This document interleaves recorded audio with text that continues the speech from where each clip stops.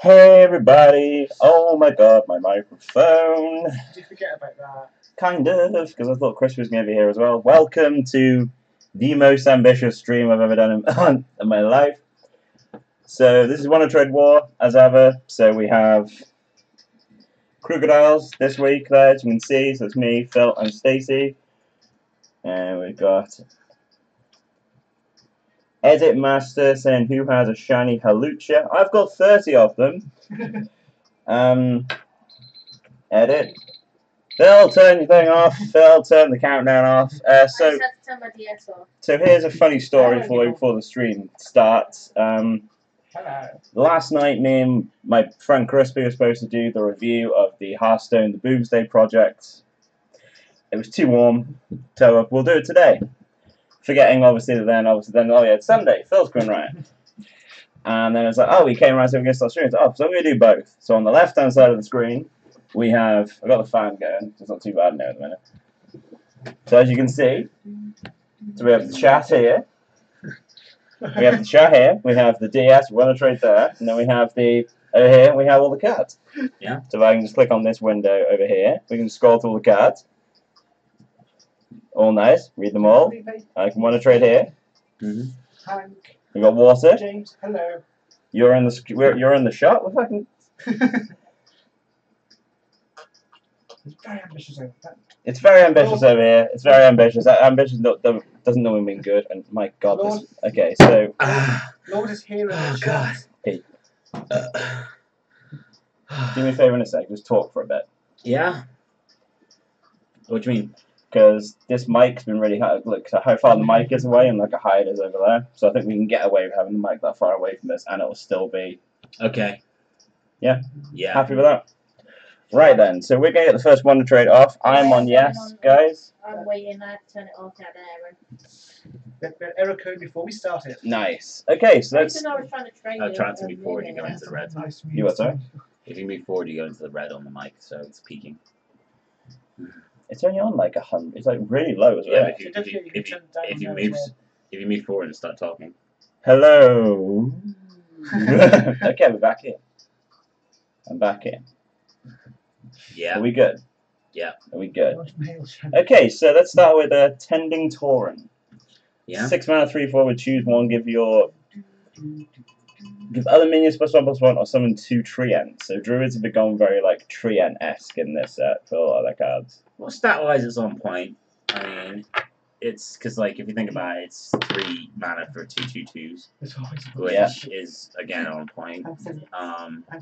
Or give all your minions +1/+1. I think token druids very much going to be a thing. I don't think necessarily Treants.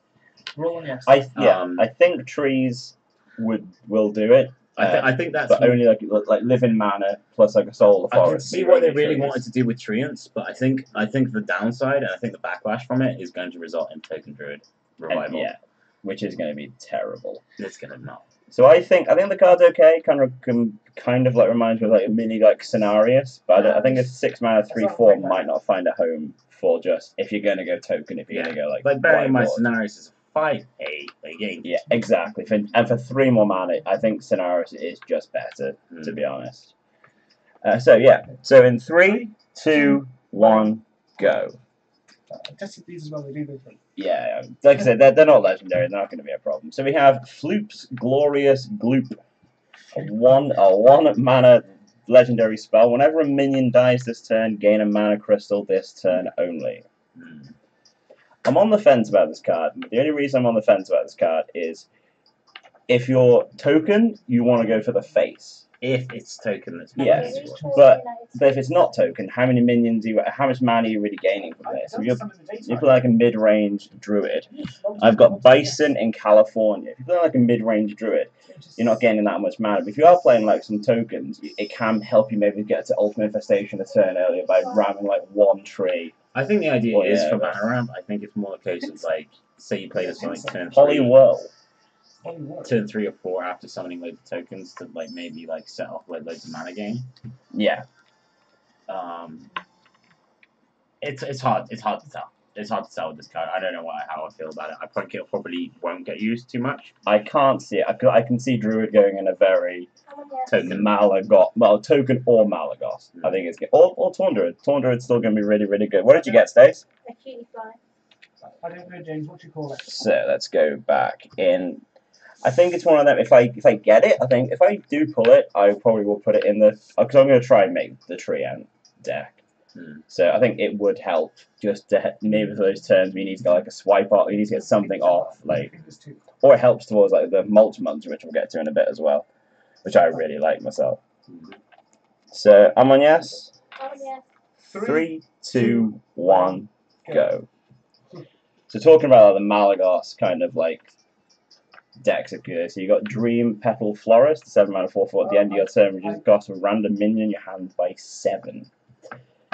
Hard to know. It's a very hard to know card because it's whether it's like a very like win. I wouldn't say win more card in Malagos, but it's like you are playing other minions in Malagos, so you have to get this plus Malagos.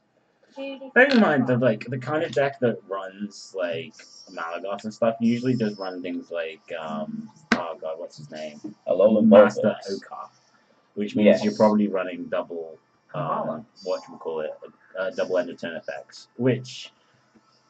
To be fair, if you pull that off, that's so good.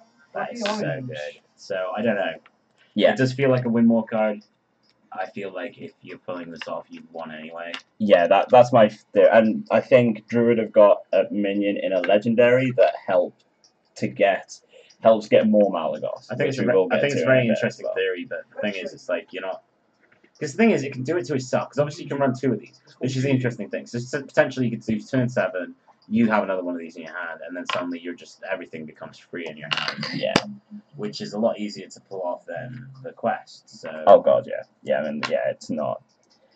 Yeah, I mean, I can see it. I can definitely see it being experimented with. I'm on yes, guys. I'm on yes. Especially considering 3, 2, 1, go. Especially considering the amount of round and wrap anyway. Like, for instance, if you look at this in conjunction with, because this actually makes me really think flutes a little bit. Because like summoning this quickly. If you can summon this, say, turn 3 or 4, so you're playing a 4-turn 4/4 that's doing this kind of effect, I think that's so powerful. Because, priests struggle with removal of it. Yeah. A lot of things struggle with removal of it. Because then, and also as well, even if you do play it, like, you manage to hit in, like, I mean, you wouldn't really hit Hydronox over the problem. Is that how, Nathan? Did you get Nathan in the United Kingdom? Oh dear, I reckon it's going to be our Nathan, isn't it? Yes, it's a land, it's ours. They're coming for us. They're coming for us. Right, let's get this one. That is an Aerodactyl. So let's go up to 4. Phil, you got a Feebas. You're 3. And then did you go to -3, Stacey? Yep. Yeah, she has. Stacey goes to -3. Okay, so one of the most interesting cards I think in the entire set is Juicy Psycho Melon. Draw a 7, 8, 9, and 10 cost card from your deck. Oh, yes. I don't know. Yeah, it's hard. It's hard to see. Because the thing is, you don't want to start with high cost minions in your hand, but then when you're doing things like Dream Petal Florist, you kind of want to do it. But then again, it's like because this could draw you your Dream Petal Florist and your Malagos, and you could like just run them kind of thing, and then play that, get Malagos on 2, swipe. Hydronox is your 9, and then something like. Oh, well, Master Okar could be a 9, Tyrantus could be a 10, Lich King could be 8. Hydronox or Master Okar as well. Yeah. Yeah, I think Druid's definitely gonna have a good run this But time round. I mean, have you seen the implications of this card in Wild? It can get Aviana, Kun. It can search like 4 of the big. Kind of what basically Aviana, Kun, and a bunch of other things. Wow, you might actually have a card banned in Wild. Well, Mark said because he plays Wild, he's not looking forward to playing as these decks where just like turn 2 or something when they play this. They know they've got Aviana, Kun, then they're just mana ramping, and then they're gonna kill you. It's gonna be absolutely nuts. Oh, that's a register Aerodactyl. Would you believe? I might just get you to like give me the Pokedex on this game. Yeah, remind me afterwards. I'll sort it. Because it might just be easier. So up next we have Gloop Sprayer, Watch out about the peaking on the microphone. which is a very good point. Which is an 8 mana 4/4 with a battle cry. Summon. Some copies of each adjacent minion. If it was a 1 cost, it's amazing. Which it could be with Dream Petal Florist. As it stands, I think it has to be cheaper for you to make it work. If it does get run in Dream Petal Florist, that's amazing, because summoning more Dream Petal Florist is just hilarious. Dream Petal Florist deck.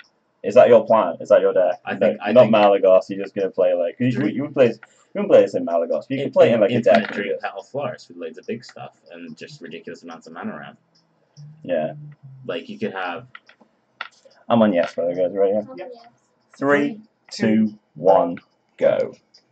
Like you could have like loads of stuff that summons stuff, and loads of cheap things that summon stuff, and then loads of big stuff, and then you can have like Floops, Gloom, Gloop. Yeah, I mean there's potential. Could. Yeah, new set for Hearthstone and Pokemon. I mean, it's got a Gloop thing going on with the because it's Floops, Gloop. Floop. We haven't even got to Floop yet. Floop's Gloop and Floop and Sprayer and Gloop and it's Gloopy Floopy Floop. Gloopy Floopy Floop, and this Krookadile's going to nowhere. in France. So up next we have Mulch Muncher, and I get a Golduck. Let me just get this sorted. So Mulch Muncher is a 10 mana 8/8 with Rush. I got Natu. So I get 8. So I go to 6, right? Yeah. And then you got a Natu, so you get 4. You get a Wingull in your save stays. Oh. Do you see why? Yeah, shiny Wingull, yeah. So Mulch Muncher is 10 mana 8/8 with Rush, cost 1 less, which friendly Treant that died this game. I like the idea. It's not gonna get used. This is the one card that makes me think Treants are gonna get played. Well, I don't know. I mean, the thing is, Living Mana is definitely going to be used, right? Yeah, because you've got... Okay, so let's jump... Let's go 2 cards at once here, alright? So you've also got the next card, which is Landscaping. A 3 mana that summons 2 trees. So maybe you run this, and then you can run Living Mana, and you can run Soul the Forest. That's all you need. Because the best case scenario was 5-out count with something, which was... remember Splinter Graft?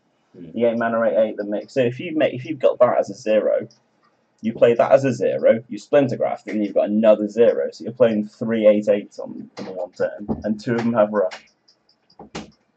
I say there's definitely potential. Whether it's going to be, I do think you don't have to run that many trees. I think to make it. Even if you made like a 5 mana 8/8 with Rush, that's still a better Bitterside Hydra.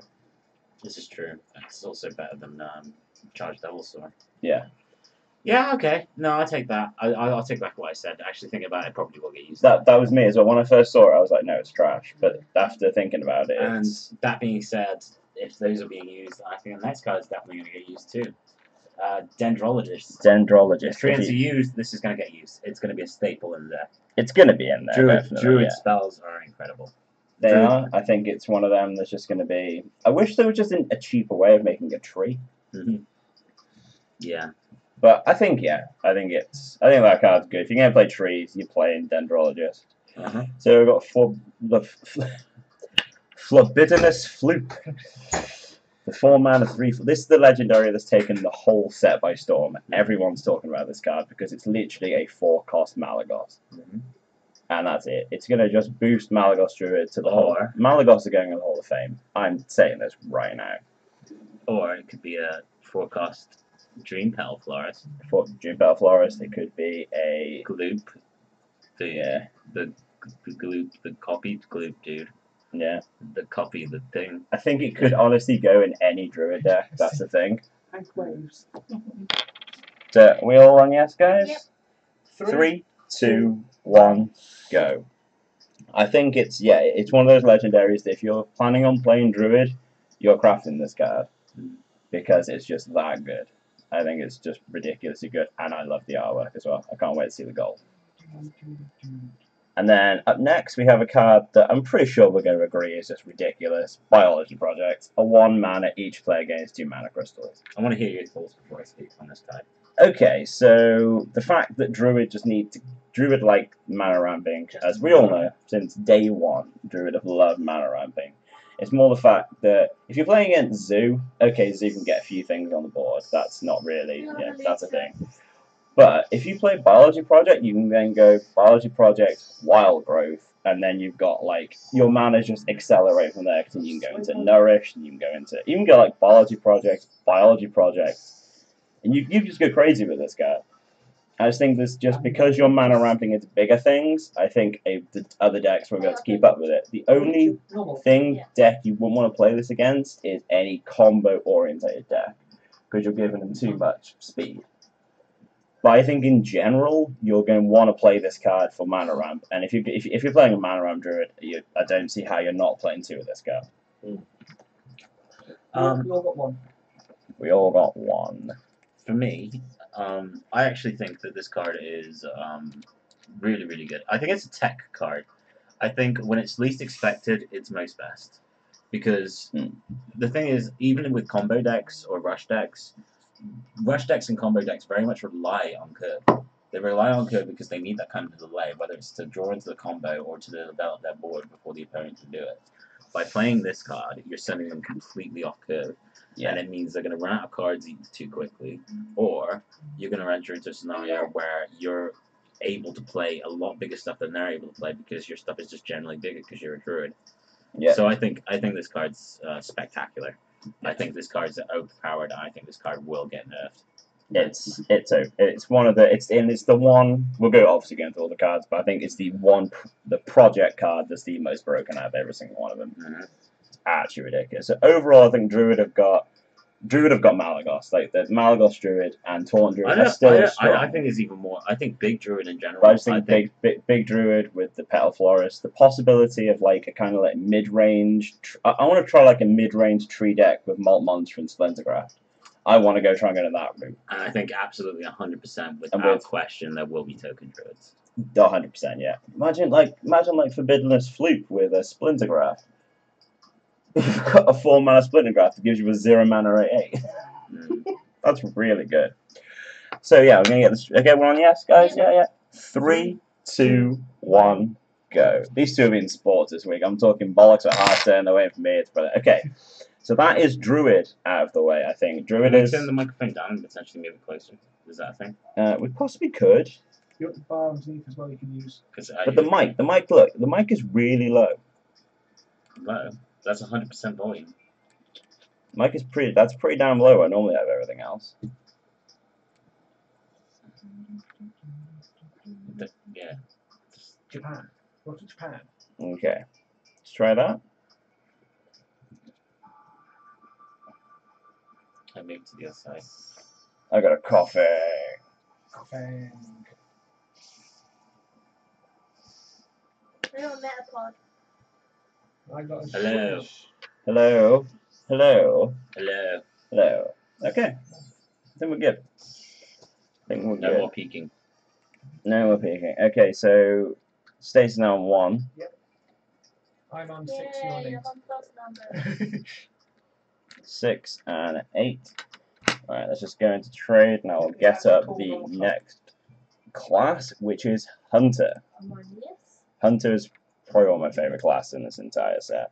I like this one. Yeah. We're just going to Who said that? jump into this. Are we on yes, guys? Yep. 3, 2, 1, go. Alright, so obviously with the mechs back, Hunter's kind of got this kind of mech theme going on, which is pretty apparent with a lot of their cards, but so we're starting off with like obviously, so we've got the Venomizer, which is a 2-mana 2/2 magnetic and poisonous. So the magnetic mechanic is you can attach it to another mech and it gains its stats and abilities. I don't think it's you can, I think it just does, doesn't it? I think it's if you put them on the left, from what I've seen. You put them on one side, you get the magnetic animation. Or you can put them on the other side, and you don't. Okay. So that does make it better. You can as long as there is that choice, because otherwise, yeah, I think if you do have that choice, then yeah, okay, this is so much better. Yeah. So I just think a card like this, like I like it. It's good. I feel like it's actually annoying that's the first card because it goes well with so many other cards. Go down the hunt. So I think it is really good.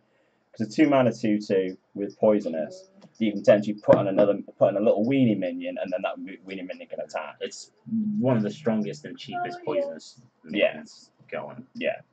And the fact that you can add that as an actual thing onto something else, even better. Yeah. It's a good card. It's a really good card. So up next we have Goblin Prank. Do we all get one, guys? Yeah. That one? Yeah, we all get one. Do you want to take Goblin Prank first? We want doing this?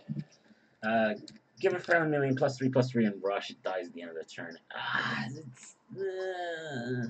It's garbage. It's one of them that it annoys me so much. It's one of the epics.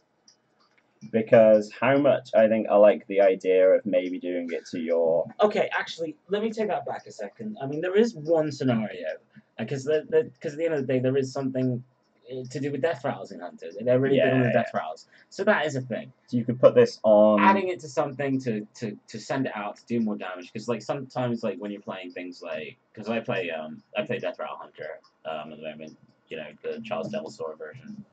And you've got your... oh god, what's it called? 6 for 5/4. Gain a death rattle from your deck.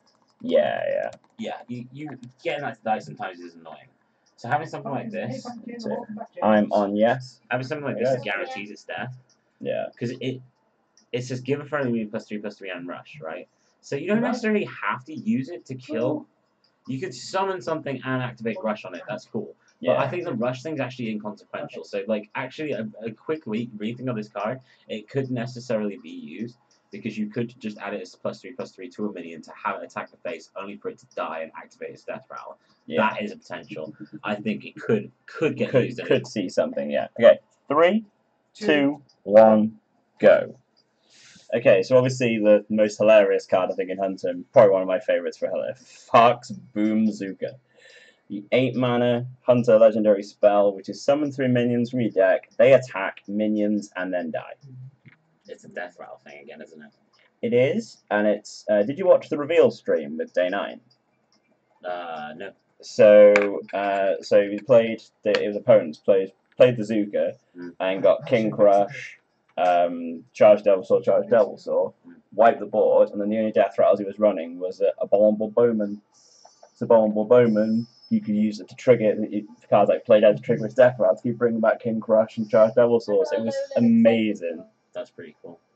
Abra, I got Evie.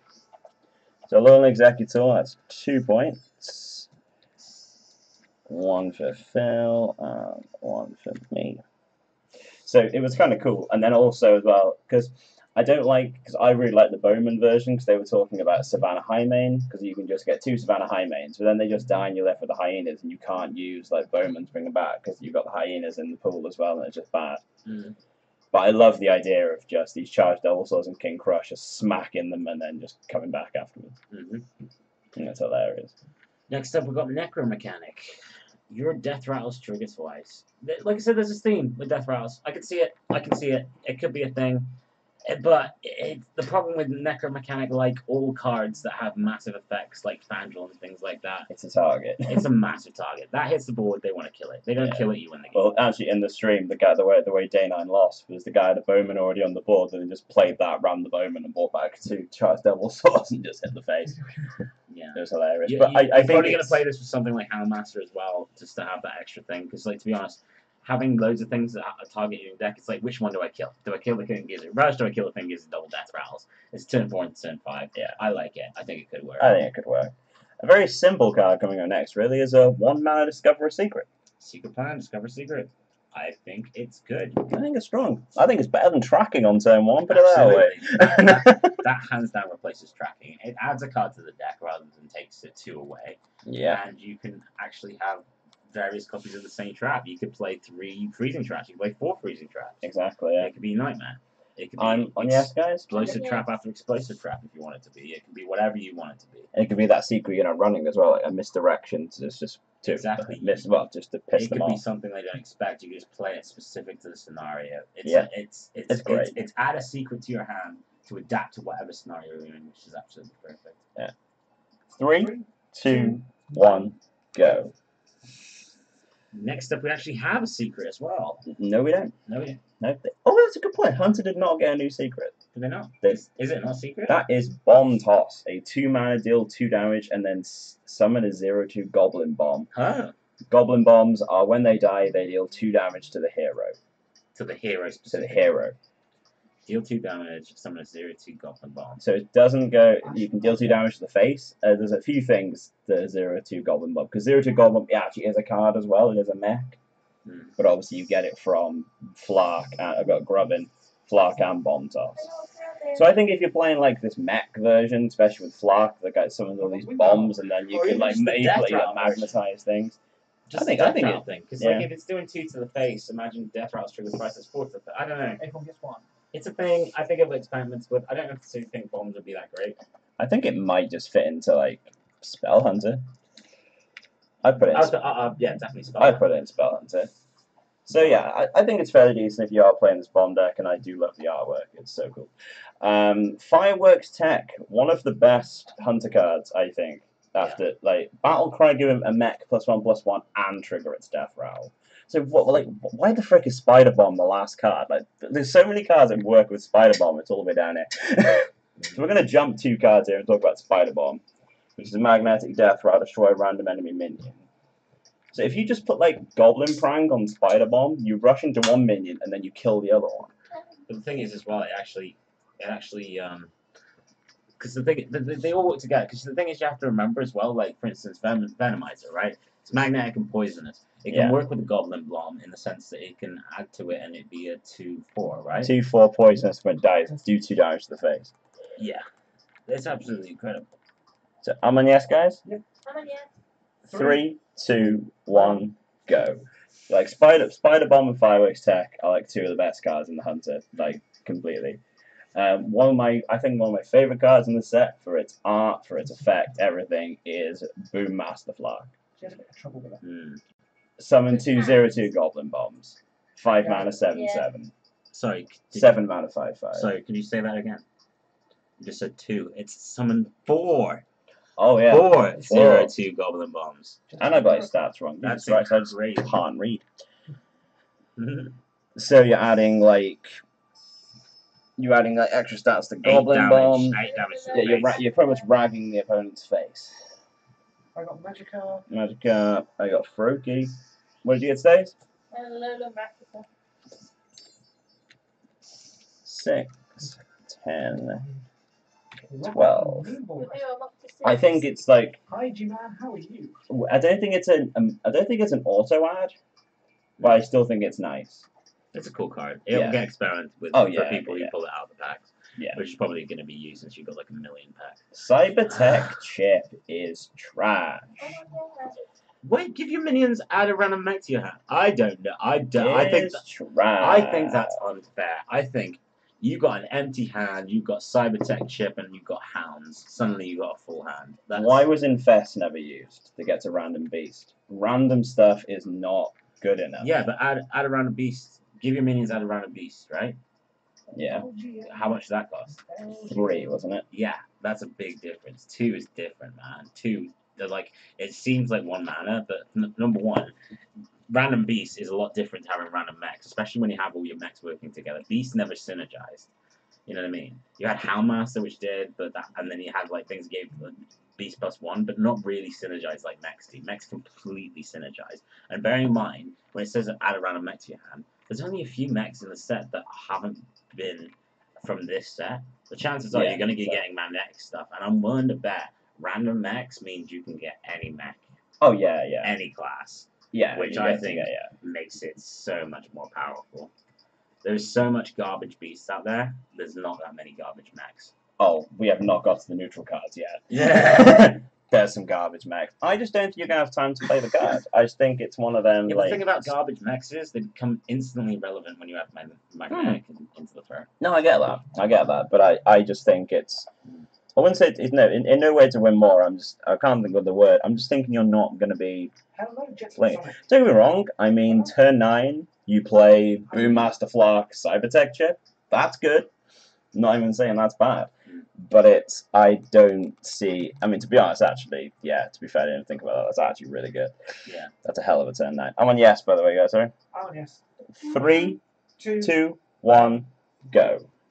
I'll give it the benefit of the doubt, but out of all the Hunter cards, I can see that one. Because of their ability to spam, because their ability to summon lots of things quickly, I just think it's good. You know what I mean? I think you'll be able to hold boards a lot easier, and I mean, we're yet to see, but a lot of the mechs do have a lot of staying power. So Cybernet's tech trip isn't really that far out of the water, I don't think. Yeah, the amount of times in which you'd want to like hero power than play it though a lot of the time. And then we have obviously Spider Bomb. We've spoken about this. Fantastic card, so good. Well, it was the first magnetic card we saw, but it's more just the whole. The whole Death Route Destroyer random enemy, and you can give it rush. You can magnetize it with other things. You can give it poison. Trigger its death. Yeah. Well, yeah, just like I mean, don't get me wrong. I think they've done it in the non-broken way round by making that one 3 and that one 2, because that would have been 6. To be fair, if you played that on like this on 2 and this on 3, that'd be like insane. Yeah, I got a Rattata. What did you get, Stay? Sorry. A young goose. 7. But I think that was that is Hunter dealt with, and I think Hunter is very strong. I think this kind of like mech Hunter I think is probably gonna be the best mech deck, mainly just because of these 3 cards. And then possibly this will fit in, and then I like the decks with this. I think you're ruling out Cybertech too much. I honestly think I think it, no, like I say, I just went back on what I said, but I just think it's an afterthought that I think might just get replaced with something else after a while. I just don't see it seeing a silly amount of play. I reckon it'd be a staple. That's my luck of the week. That's your luck. Wait, it's not going to be a staple. You wait, people. Not a chance. Not a chance. What was it last season? What was the last rotation? What was the card that we were talking about? Oh, Rebuke. Rebuke. Yeah, but I was Rebuke. Yeah, but he was so adamant. I was adamant it was good. You get it, adamant. His name's so, Adam. Skilzin. So bad. But it's better than fucking Cybertech shit. I'll play Rebuke. You have to pay 7 for this. Would you pay 7? That's a 10. I'd wait until next turn like everybody else. That's 10 mana with your hounds. Dick. Wow. But yeah, we'll see. I actually really love Hunter in this. I must say, like, we might disagree with this, but I absolutely hate what they've done to Mage. It's hard to look at, isn't it? They honestly, like, I don't get me wrong. I know Mage's always been powerful, but they've given them some dog shite. There's just no definition, is there? There's just no real definition to what they're doing. Each player draws 2 cards. Research project.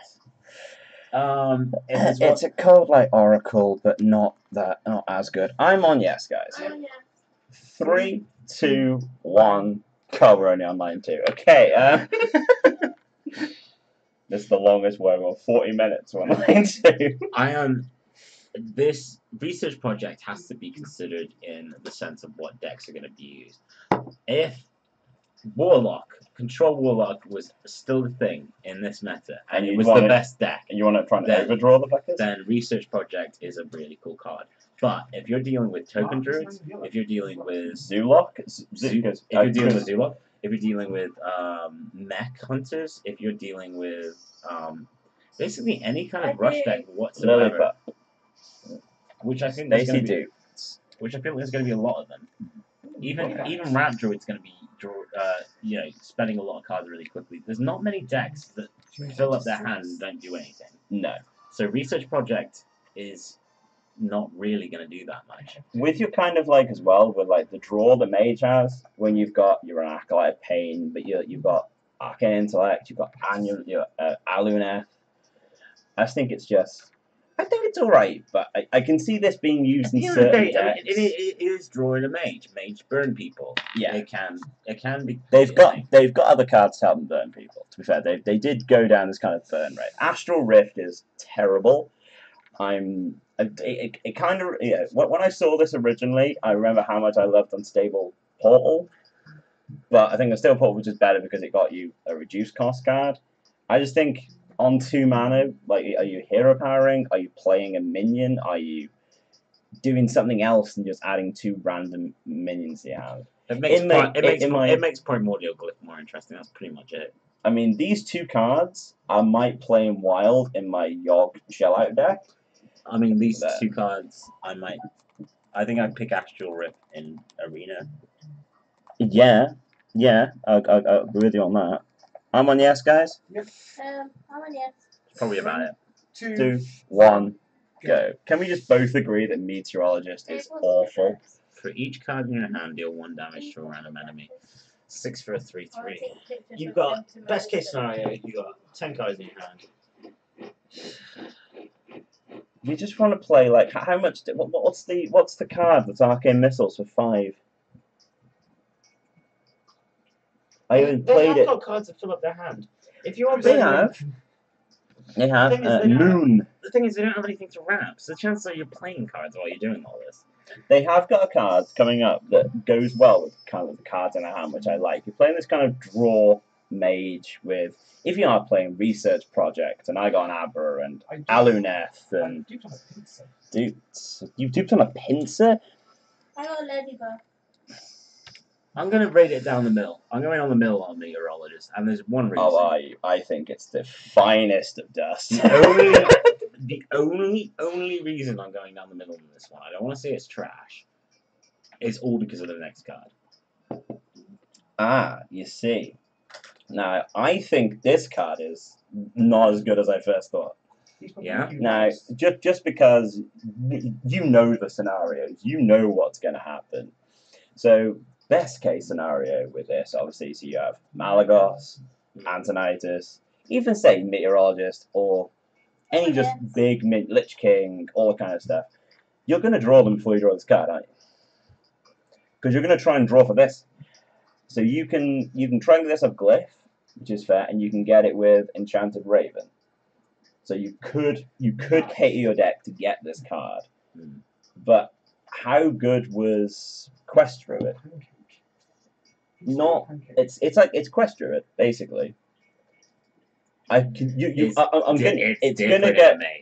Don't get me wrong. We're gonna get blown up by this card in several games, and we're probably gonna blow people up with this card in several games. I think it's just borderline too much meme, to be honest. This card's on the edge for me. I don't know, because it scares me. Cards like this can sit in silence for a couple of months and then suddenly become the meta. And when cards like this become the meta, there's no beat.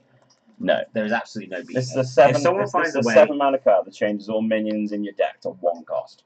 If someone finds a way to make this consistent, and I'm sure there is a way of doing it. Disguised Toast, we're looking at you. Then this could be potentially one of the scariest decks. Oh yeah, definitely. I think this is a scary card, but I don't think it's This is why I don't want to necessarily rate. We're good, yeah. Oh, yeah. This is why I don't want to rate Meteorologist, because at the end of the day, a 1 cost 3/3 that does 1 damage for each card in your hand is pretty amazing. 3, 2, 1, go. I just think you wouldn't run it even in that deck. You'd run Malagos. Malagos Antonitis. Why would you run anything else? I think you'd run other minions. If you're changing everything in your deck to 1, I think you would run. I think you'd run this. I think you'd run Alexstrasza. I think you'd run Alexstrasza. Yeah, I didn't even think about that. I think you would run other stuff because, like you said, if you drew all your big stuff, you'd be gutted. So I think you would have backups. Moving on to the next card, we have a really cool card which gets boosted by the kind of archetype that they're trying to give for mage. Shooting Star. Deal 1 damage to a minion and then to the minion next to it as well. So it's kind of like a mini kind of meteor. I've got a Pichu. What do you think of this card? At first thought, it's not good, but you have to play in combination with something which makes it. That's it. You could play it as is if you're playing against like some kind of zoo thing, but you kind of want spell damage. You kind of want this powered up, but the thing is, the best thing about it is the minute you do get powered up, it suddenly becomes amazing. So spell damage is what they're trying to push in Mage right now. So we're going to talk about, again, we'll talk about 2 cards at once. So we have Cosmic Anomaly and Celestial Emissary.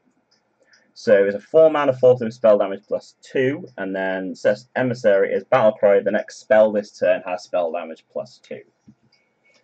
So these go ridiculously well with Shooting Star, with Cone of Cold, with Arcane Explosion, with Arcane Missiles, with what the hell is the name of that freaking card that does 5 damage for that's actually locked the 3 cards together, because you've got summon 2 cost minions improved by spell damage as well.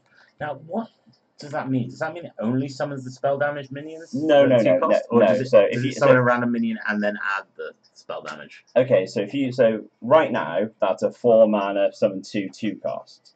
If you have a spell damage +2, you get 2 4-cost minions. Oh. So I did not get that before. No, to be honest, it's the most. That is cool. It's cool. That is really I'm cool. on, yes. Oh yeah. 3, 2, 1, go. That is so cool. So the best case scenario for this, you can get 2 water elementals. You can get 2 Chillwind Yetis. That is really cool.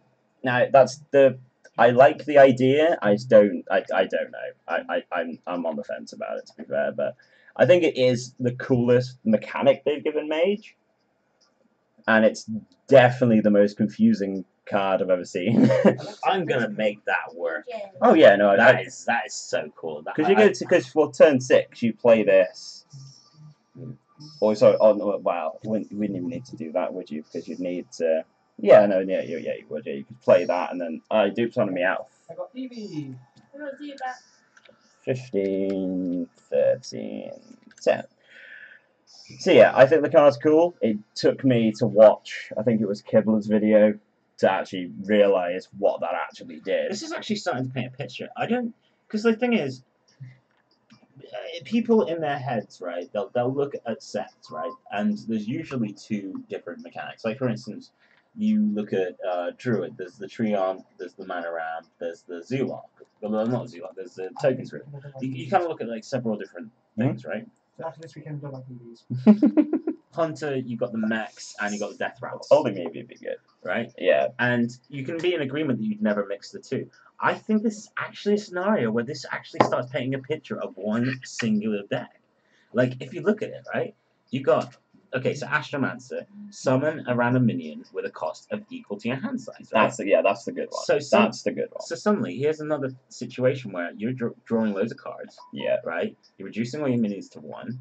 This is suddenly a 1 cost flat deferred summon. Yeah, that's another good one. Which is really, really cool. Suddenly, all your spell damage things cost really, really cheap, so you can summon them all really quickly, and then say something like this. Yeah. You know what I mean? So it's like, if this is 1 cost, this is 1 cost. You play that suddenly something 2 6 costs. You know? Yeah. This is starting to paint a picture of one singular deck, and I think this is really, really exciting, and I think it's got absolutely nothing to do with Stargazer, and I don't think it's ever going to be used.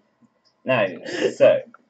Here's kind of where I kind of disagreement there. I agree with that completely, but is that deck better than Big Spell Mage, where it just sits behind big spells and plays Frostless Jaina and doesn't give a shit? I think it's way funner. Well, yeah, fun. Yes, I'm just and I think it could work. And Stargazer Luna, I think, is, again, for probably the most interesting mechanic ever seen on a card. Could fit into Tempo Mage, because if you got Arcane Missiles and Frostbolts and all cheap spells. It could in theory fit into this deck, because you want to keep your hand size, so this drawing is... It could, but you have to keep the cheap spells on the right. It is hard, but I do quite like it. But no, I agree with you on that, about this. I think this could be used. The only card, I think the only cards I'm really unsure about are Meteorologist and Astral Rift. I think this card's better than this. Well, think about Astral. But I just think Astral Rift, just 2 random minions. I don't see a point. I think the idea is helping with the hand size. I think I get that. Yeah. I think you play 1 card, you get 2 cards, which is good. I don't know. It's hard. It's really, really tricky. The 2 random minions that could be from other classes. It'd be hard to tell. I think we'll have to. I think Astral Rift is going to be one to watch, because I think it'll have to be played until people decide about it. Because yes. 3, 2, 1, go. Because if it gets consistently minions from other classes, then it's a good card. Because everybody knows adding a class card to your hand from something else is good. Yeah. So we'll see. We'll see. I think it's the least excited I've been about Mage in a long time, to be fair, from a new set. And with that, I'm going to take a break on the Hearthstone, because I need to get the shop before it closes. Alright. No point asking you to give me anything. So Well, I'm going to Leo. Yeah.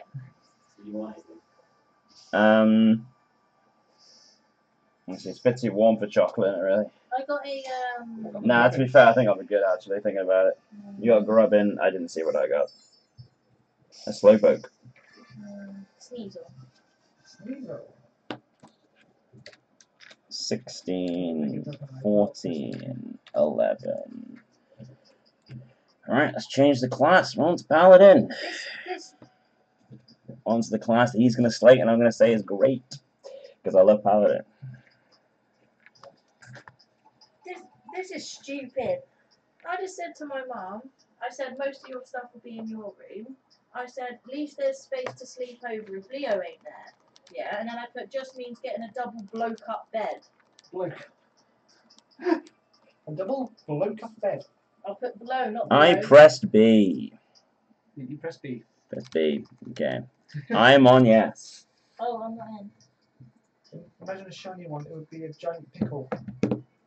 Okay, Rick Morty.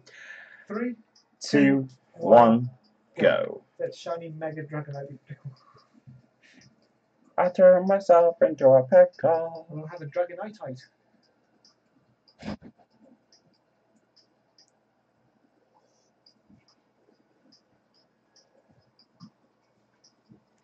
See, even just by messaging, I knew Mark was off.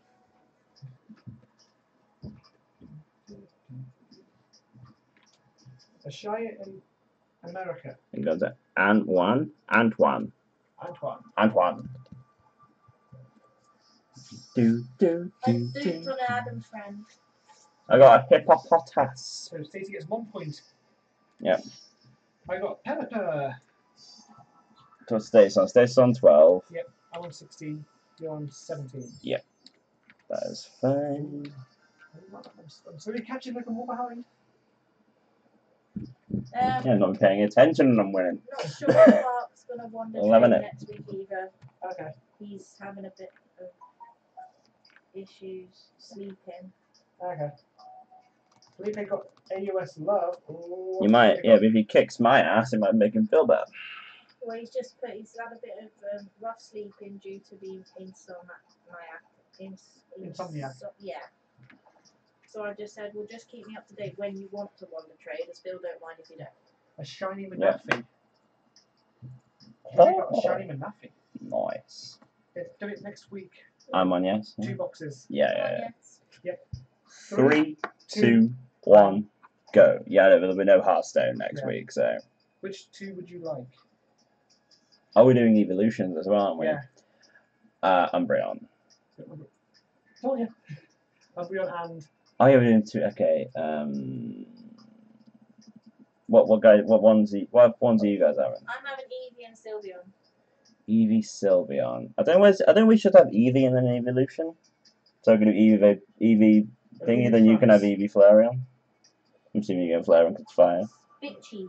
But then I don't know where you're going to go Vaporeon Flareon.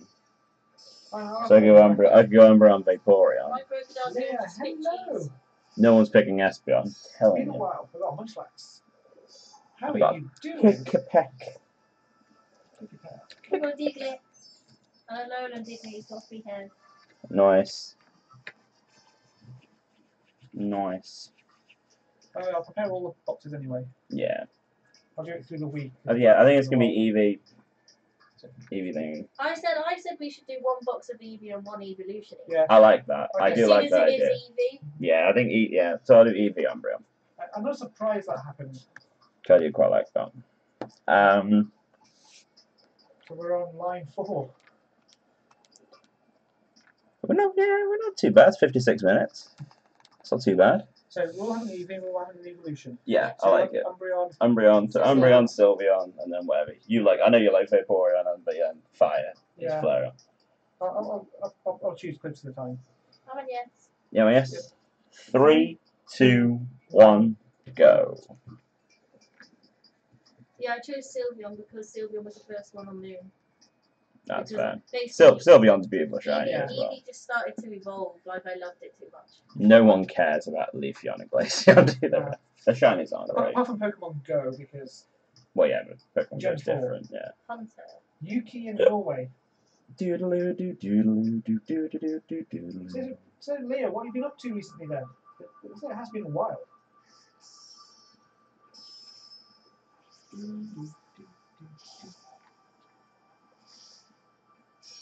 got a piggy peck. I got a Frillish. I got a Litten. It's called Sam. Sam. Piggy peck called Sam. This guy's called Carpador. Krookadile. It's a Magikarp in another language.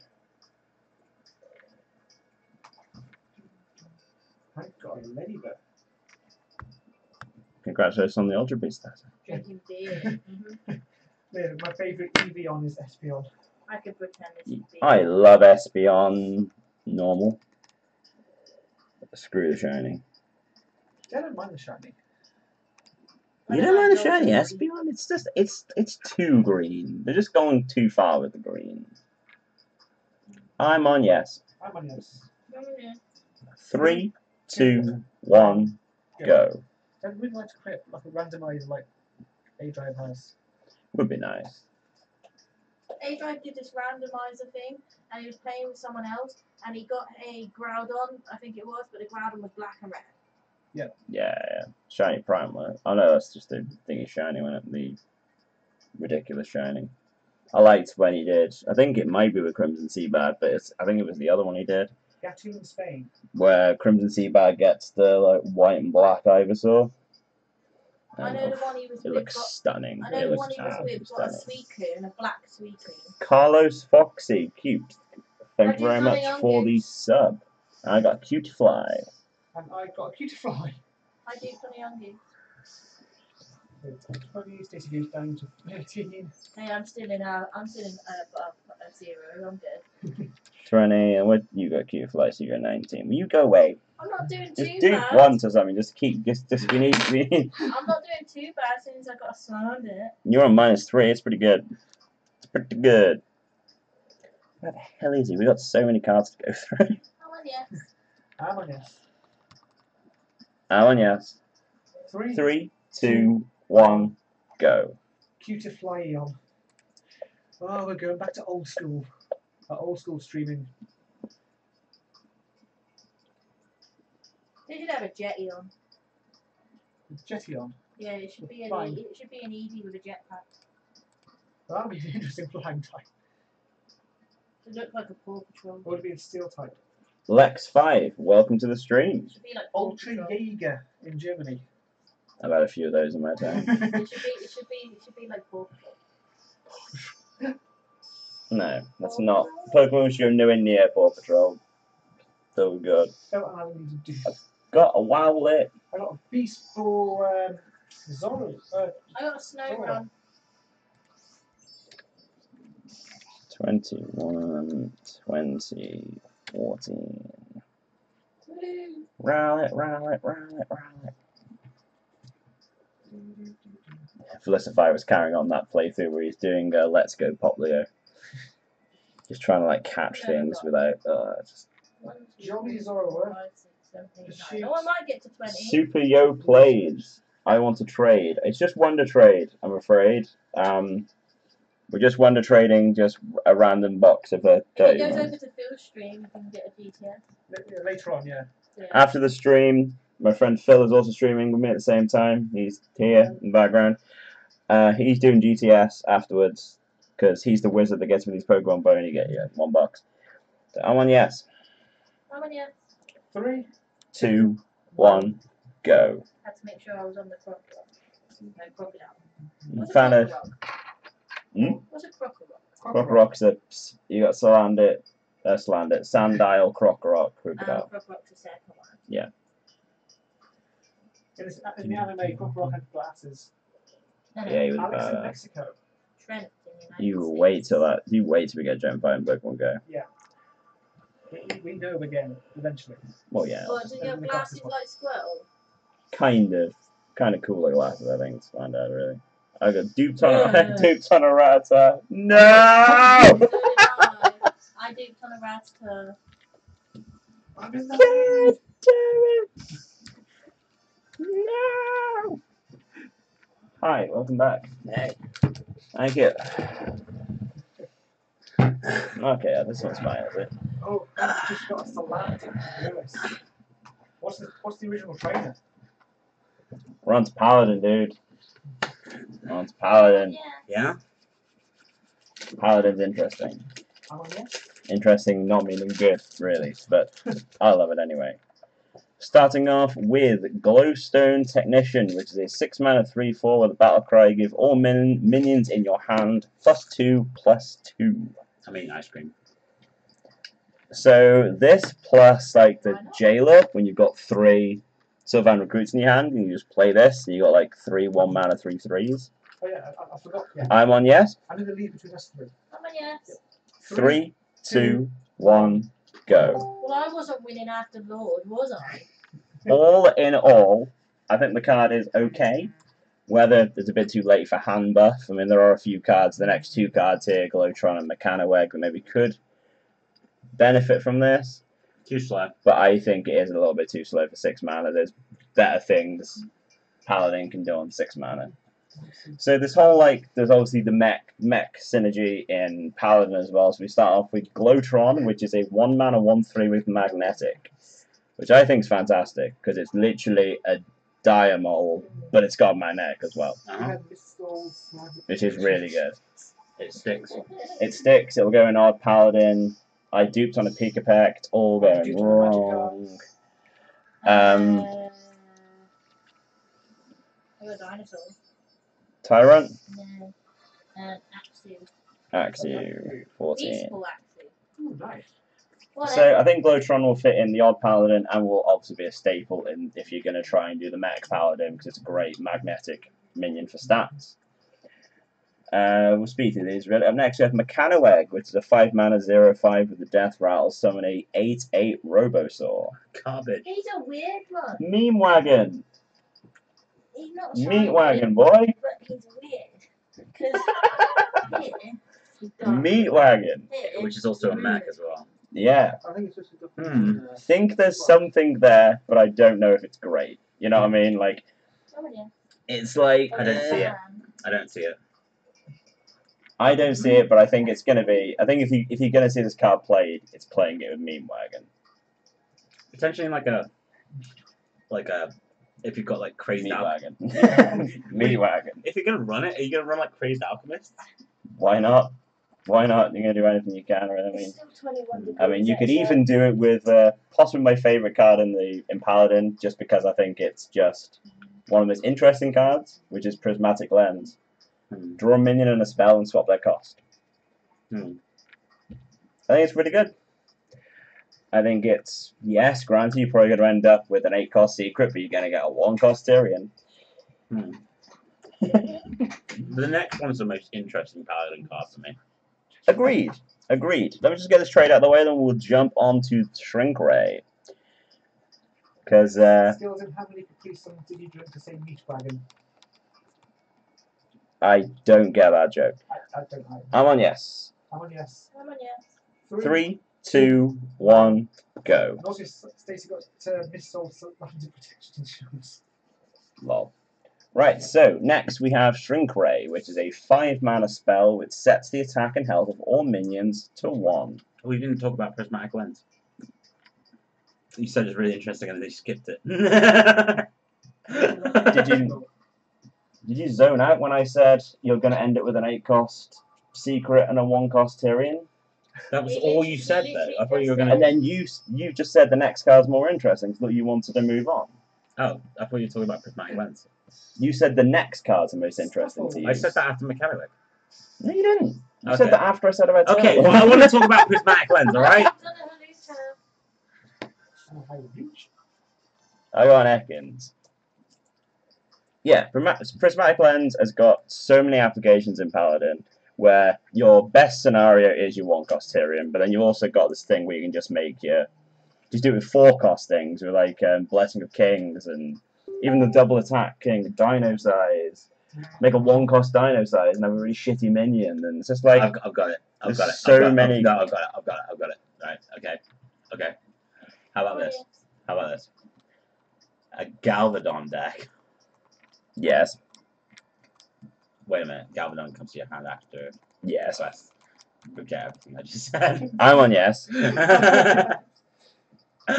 3, 2, 1, go. Because what are you going to do in Galvadon? What are you going to do in Galvadon? You're going to draw your 1-cost minion and your 2-cost buff? Or your 1-cost minion, your 1-cost buff? I just think it's cool. I think it's great. You can make like a 1-cost Mechano Egg. I mean, it isn't actually bad with this. You can swap that with a secret. Because then the secrets in Paladin, they're going to be, oh, communication failed. Yeah, but you'd be running a handful of minions. Yes, yeah. I think it's, like I said, it's my favourite card in Paladin. I think it's draw because I think Control Paladin, I think Control Paladin, I'm going to try and make Control Paladin work if it fucking kills me. But I think there's some tools in this set that can actually help it. Maybe like a mid-range. What did you get? Well, She got a magic card. okay, is this the next trade? Because I communication errored on that trade. No, this is still this one. Oh, okay. I think you skipped one. I got a piggy pack. So hang on. So Stace has gone to 12. Yeah, I'm on 23. You're on 23. You're on 20 at the moment until you finish your trade. Yeah.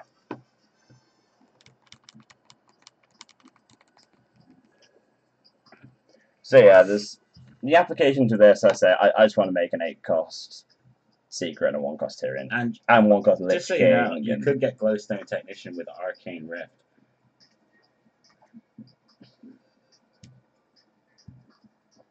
You could also get, I don't even know anymore. Glowtron. Glowtron. You could get Goldshire Footman. You know. You could get Glowstone You Technician. could get Elven Archer. But you could like, get Glowstone Technician. you could get like Ultrasaur. What are these guys that have turned up all of a sudden? Maybe because the window's open. No, what are they? Midgies, probably. Yeah, probably. They better not be ticks. No, they're probably midgies. Ticks are big, massive, round things. They don't fly. Ugh. Ticks can't fly. That's I got a Mr. Mime. That is a mosquito. Yeah, ticks get picked up from the grass. This mine classes. It's yeah, because it's the baby's just. Yeah. So I'm very much looking forward to using this card and with Chromatic Lens into this and a few other things. So we're gonna move on again to Shrink Ray. So the attack and help all minis to 1. Ultimate control card. If the meta gets too aggressive, I think this card's really good. But and you've still got. I mean, you could even like swap. If the meta gets aggressive, it's buff aggressive, and I just don't think reducing all the attack and help all minis to 1 is that good. Well, it is with Pyromancer, Consecration, and just then you can. I went to make sure I was on. Yeah, I think it's not as good as like just a quality Pyromancer. A quality Consecration. I just don't. I Yeah, don't think it's needed. it's a bit. It's kind of like I can't think what that legendary is now. It's Iron Wild. Unless you're literally trying to stalk for something big. Come on, yeah. 3, 2, 1, go. Yeah, the only thing I could see this in is if you are trying to stall for like your Uther OTK or something. You know what I mean? When you're literally trying to just. Yeah. Over the top on the storm. Yeah, it's really it's cool. It's cool, but I don't think it's. I agree with you. I don't think it's amazingly needed. It's good with your Mechano Egg. So next we have a Crystal Smith Kangor, which is a 2-mana 1/2 Divine Shield and Lifesteal, and it doubles all your healing. Hilarious. If the meta gets too aggressive, maybe. I don't see it though, to be honest. When I first saw it, I was like, yeah, fucking brilliant. But what's it really gonna do? You're gonna have to get yourself damage first. I don't know. A Divine Shield Lifesteal for 2/1/2 is pretty good. Yeah, I just feel like Paladin haven't really been. I just don't think healing in Paladin's been anything since Light Rag. I just don't think the set's been that good for Paladin, really. But yeah. Did you not know? These got this and this are really good. And there's some other cool cards that come. Interesting, I don't know if they're good. Nah, that's damn man. I don't think there's any rebuke status cards here. Let's put it that way. I think we can like compare every Paladin card to rebuke, and every card will be better. I'm just so happy to hear you say that. I do point out. We'll go back to. I'm gonna go back to that. Yeah, I'm gonna go back to that video and watch you defend that card. I want to look back. 'Cause I don't recall ever saying it was like amazing. You were sucking the rebuke dick. No, I wasn't. No. You were chomping on it like your life depended on it. No, I was just saying. You were gargling it. You were swirling it around the mouth, and you were swallowing. I'm on yes. How many yes? 3, 2, 1, go. We're going to come back to the next set, and I'm going to rip you about Cybersec Chip. I swear to God, that card is not seeing play. Mate, lock of the week. Lock of the week. Christology is a 2-mana spell that draws you 2 1-attack minions from your deck. I really like this card for just, you can draw really good cards out of this. There's something there. It gets you in the meat wagon. It can get you the meat wagon. It can get you Lanessa in Quest Paladin.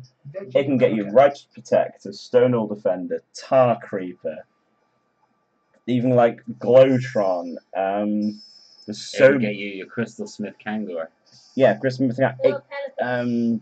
Even if like that new Bolvar, because that new Bolvar was never good in like a Divine Shield deck, but it was a nice idea by itself kind of thing. Yeah. If you could search it, it could actually be alright. Yeah. I think it's cool. I really like it. I think it's definitely. I don't know whether it's a 2-of. I got a Cubone. I got Shrewdness. Is that a chief? I can't remember. I think so. Yes, it is. So it's 23, 24, 23, 23. And 15 for Stace. And 15 for Stace. Yeah, I think it's really cool. I'm really looking forward to playing this card. Auto Defense Matrix is a nice one, actually. A secret that when a minion's attacked against Divine Shield. It's the best one of the Paladin set. I think it's really good. It's better than Noble Sacrifice. Mm-hmm. Really, really strong card. Like, it's just. Yeah, you can play a card, you can just play a minion and just not worry about it in certain respects against certain matchups. He's got me in Saiska. I actually have no idea. He wants to battle me though. Maybe, well, I was going to say, we're going to be doing all this Hearthstone stuff, so this stream's going to be like 3 hours long anyway. I'm not sure I can do any more Pokemon stuff after this, because we need to go through all these cards. But I just think, yeah, I think it's going to be a bit of an auto ad in these like secret. I think Secret Paladin could be kind of cool, Prismatic Lens, and that other card from the last set, which was maybe the set before, which was Battlecry and Death Rattle, get a secret from your deck. Yeah. So I think that could actually start seeing some play. I'm on yes? Yeah. No, definitely. Actually, yes, definitely. 3, 2, 1, go. And then Kangora's Endless Army. Reconstruct 3 friendly mechs to keep the magnetic upgrades. Massive meme card. Massive meme card. I'm playing it. Done. Something will happen. Some cool shit will happen. It will very rarely happen though. In Wild, that's an instant Voltron. That is a 7-cost Voltron. Wow. And then we have, I think there's not a lot we can say about this. It's going to be cool. I think if you are playing Glowtron and some of the other mechs in like the neutral stuff and like a Neuro Module, Card Ink. So we have a It's like you're switching between English and Portuguese. You're talking about Hearthstone and so you say something like Carbink, and anyone who's into Hearthstone will have no idea what you're talking about. Nah, I think it's more the fact that I'm mainly a Pokemon channel, so people that when we're talking about Hearthstone, they know what we're talking about. The Pokemon stuff, they got it down. So yeah, Annoying Module, 4 mana, 2/4, Magnetic with Divine Shield and Taunt. Oh yeah. I think you're playing the Magnetic deck. You're playing it. That's I just think. If you're playing it, I don't like play this on 4 and then like Glowtron it. You've got like a 3. It turns your meat wagon into a taunter. Turn 3 meat wagon, turn 4 this. Yeah, I can see it. Magnetic on you, Mechano Egg. Like I say, if you're playing the Mech Paladin, it's an auto ad. Absolutely. Simple as. Absolutely. Paladin overall have got some meme cards. I think they've got some potential. I think Prismatic Lens. It's just hard to. Prismatic Lens can be a great. I think Prismatic Lens and Auto Defense Matrix are the 2 best cards. Yeah. And then Christology is very close. Because I think just for what you can get from it. Yeah. that's already in the game. You can craft a deck around it, totally. Yeah. I think there will be something coming out of Christology, though, totally. Yeah, I think this Paladin have got something going, but I just think there's a few cards like this they'll just put into Odd Paladin, and then that's it. Odd Paladin's still good. Yeah. So we're moving on to Priest. Priest have got the most broken card in the set for me, I think. Actually, they've got a lot of good cards, but also a lot of bad cards. Oh god, yes. So we are starting off with Topsy Turvy. Swap the minions attack and health. For 0. So basically what they're saying is, Skulking Geist, go to hell. You're not getting rid of this in a fight. I'm on yes, guys? I can see it. Yep. 3, 2, 1, go. If you're playing Divine Spirit in a fire, you're playing 2 more copies of In a Fire. It's also a Lyra's Wreck Dream. I think it's cool. I think it's, like I say, if you're playing this deck, you're playing this card. Yeah. Extra Arms is a 3 mana that gives you +2/+2, then adds more arms to your hand, which gives +2/+2. Yeah, how much does more arms cost? 2, I think. I'm confident You've to seen say. facts. So I think it's alright. I think it's pretty good with Test Subject, which is the 1 mana 0/2 with the Death Rattle turn any spells cast and into your hand. It's good with Radiant Elementals. Yeah, a Red Elemental. That's the only reason, though. Because otherwise, Jinx. it's 5 for a Blessing of Kings. Another Caterpie. Yeah, oh Christ, what have I done? What am I on? You're on 15. I just got rid of this. So I just lost the scores. How? How? How? I think it's still there. I think you put it in the background. I didn't move it.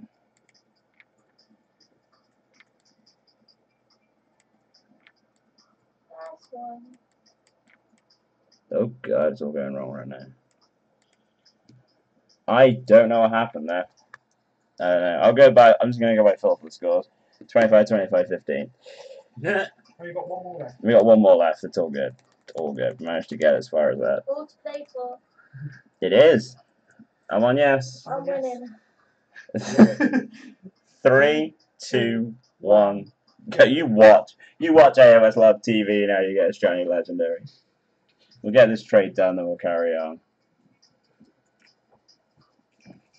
So what's your view on a Test Subject? Return any spells cast on this minion to your hand. It's garbage. I think there's. I can't remember. I'll be honest. The Paladin Trump. card. No, Trump came up with a combo for this where you can make like infinite attack Test Subject, which I'll show you afterwards. There was something bonkers you could do with the card, but I think at face value, it's not that great. Same with, to be honest, By triggering its Death Rattle somehow. I think so. I'll look it up afterwards. I got a Ho-Oh! A normal Ho-Oh. So you jumped to 30. I do got a big head. There we go. That's a Wonder Trade War done for you right there. I'm going to put my Axo in the GTF. This one's filthy. Hank drew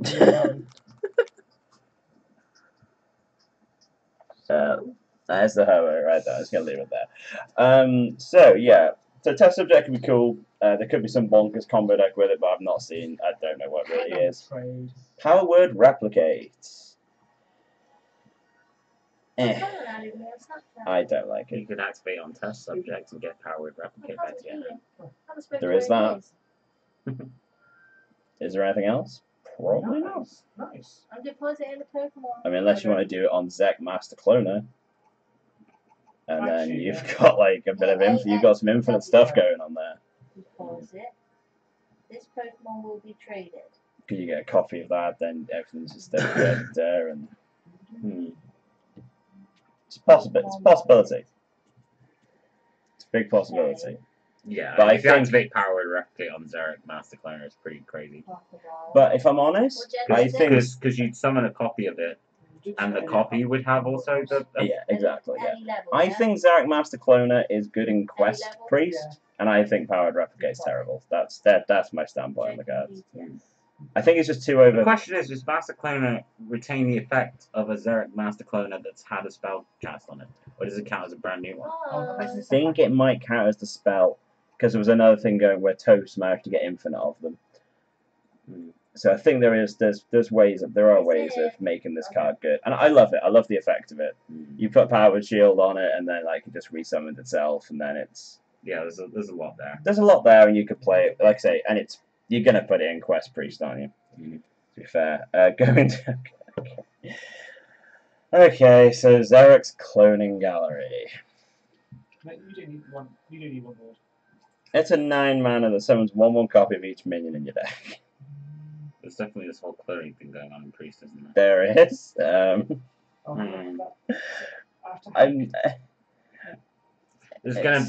There is gonna be some kind of combo that is absolutely ridiculous with this card. I can't wrap my head around it, but there's gonna be something there. Malagos Prophet Veiling Coin Mind Blast.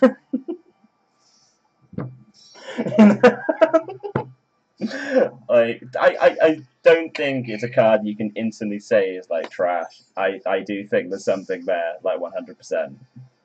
Like I do. I think there's just something there with it. I just can't wrap my head around it right now with it. We're just gonna have to see it. Clone device. It's terrible. It gives you information, but I just feel like... If someone's a 1/1 copy of each minion in your deck, and you manage to keep a Radiant Elemental in your deck, you should have Radiant Elemental, Prophet Veiling, Malagos, Mind Blast. Just a shame that there's no way of like they haven't got like an enchanted raven kind of effect that allows them to draw their bigger spells. That's the legendary. Odds are you're going to draw those cards beforehand. It's got Shadow Visions, I suppose. Be your only real way of doing it. There's some interesting things, and just for the amount of times we've mentioned Malagos, I cannot see it not going to the Hall of Fame at the end of the year. Malagos is gone. I don't care. It's really good. I love to mention Malagos in that mage.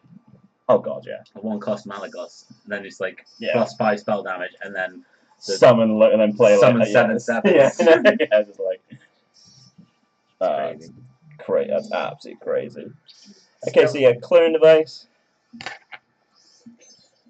I like it. I like it because Steal Your Shit Priest is one of the funnest decks in the world. Yeah, in that deck, it's okay. I don't know why I'm just thinking. I don't know what's wrong with me. I'm thinking of all these cards on a very competitive level.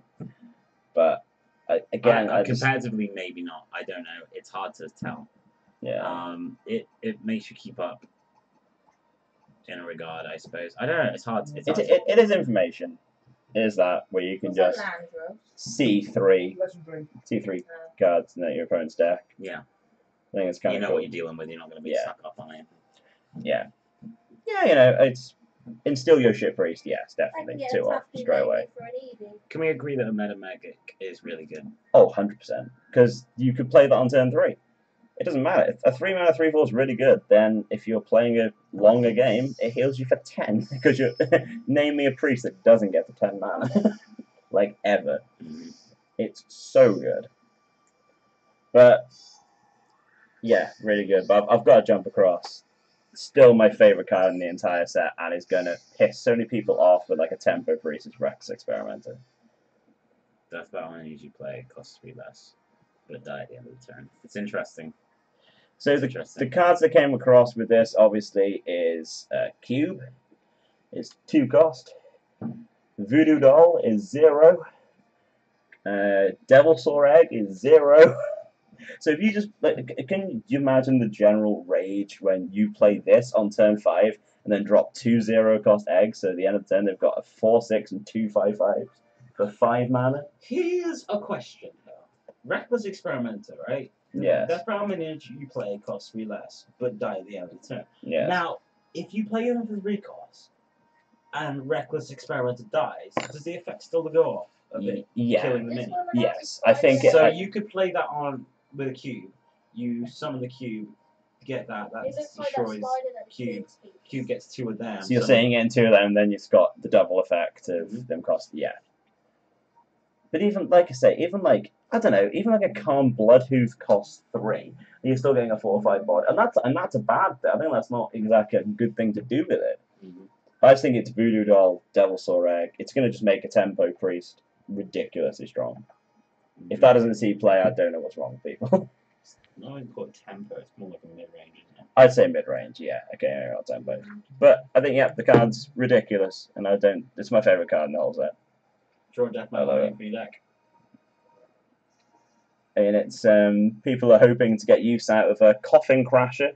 It's a mech for no reason whatsoever. It's a mech because we've got mechs in this set. I think that's literally it. They have no mech synergy in Priest. In fact, they don't really have a lot of synergy at all, really. The cloning thing's a thing.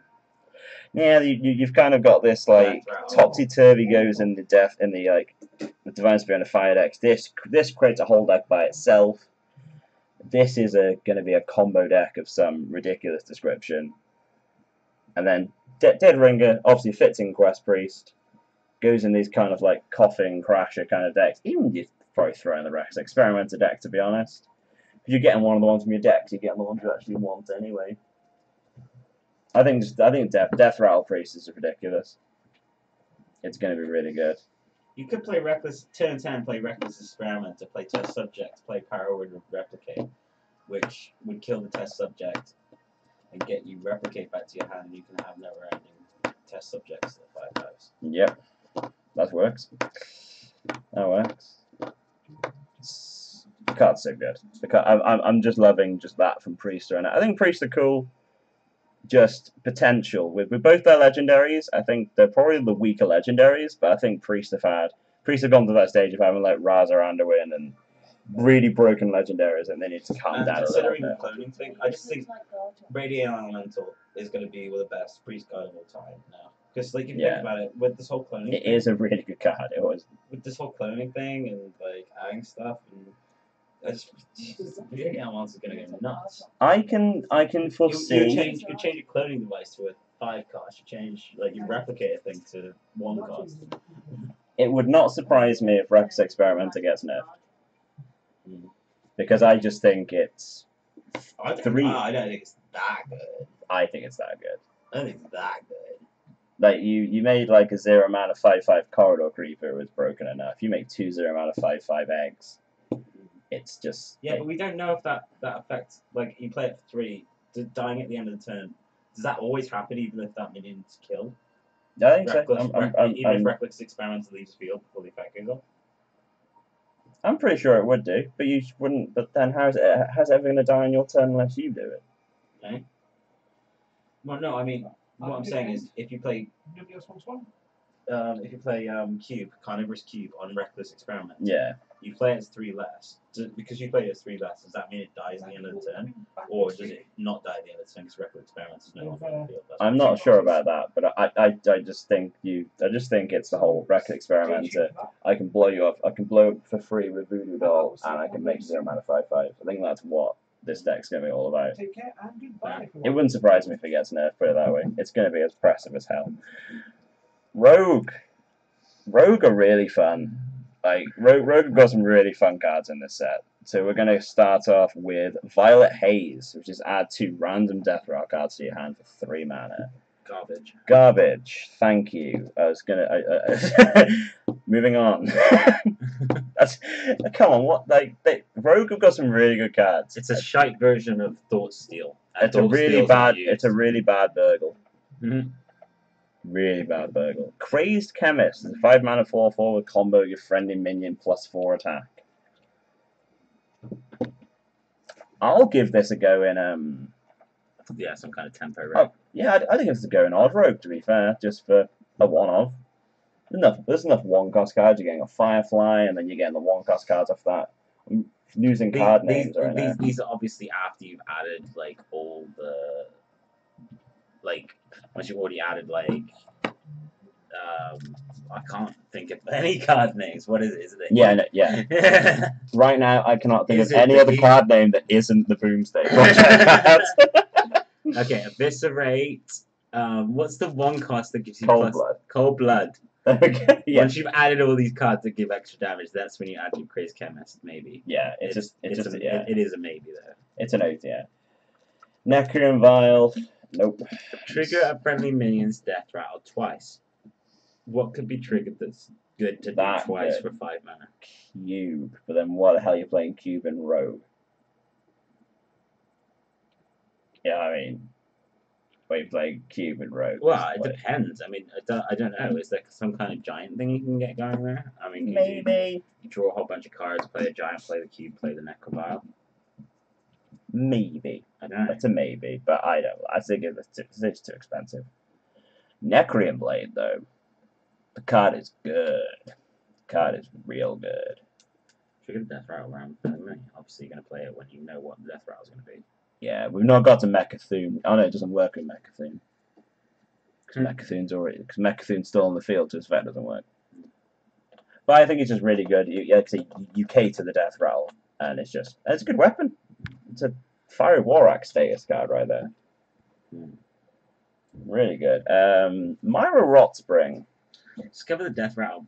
Discover a death rattle minion. Also gain its death rattle. So you get the death rattle minion and you get the death. You see, that's where exactly what I was thinking. Because when I read it as just discover one and then gain the death rattle, it didn't trigger that you got the card as well. You're also getting the death rattle of it.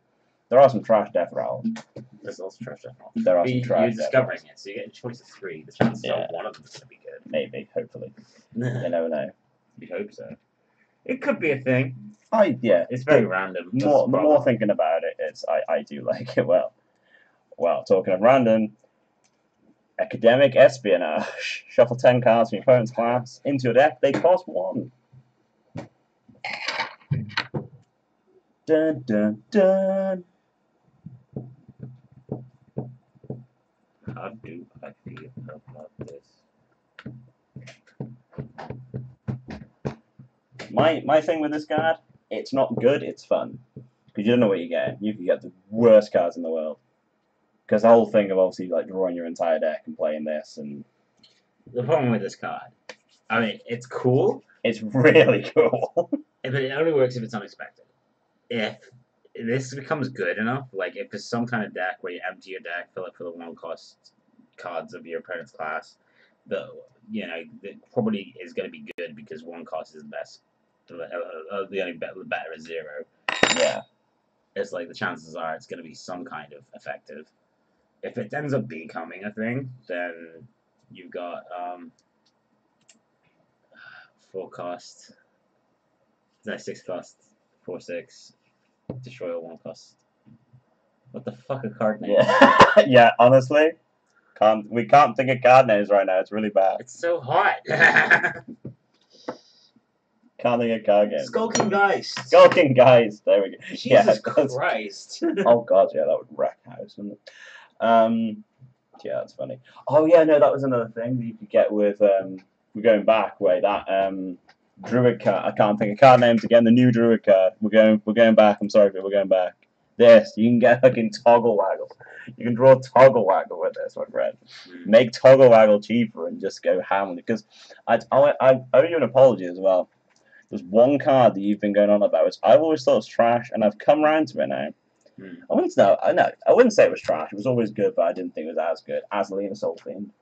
7 mana, 3/3, steal your opponent's hand. Oh yeah.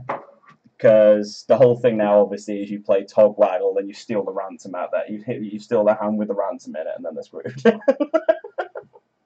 Yeah, I'll do it. So good, so good. Right, we're gonna take a break for a little bit. Let's get to the end of the class. Come on. All right then. One of the cutest card in the entire set for me, and to be fair, actually a really good card, Pogo Hopper.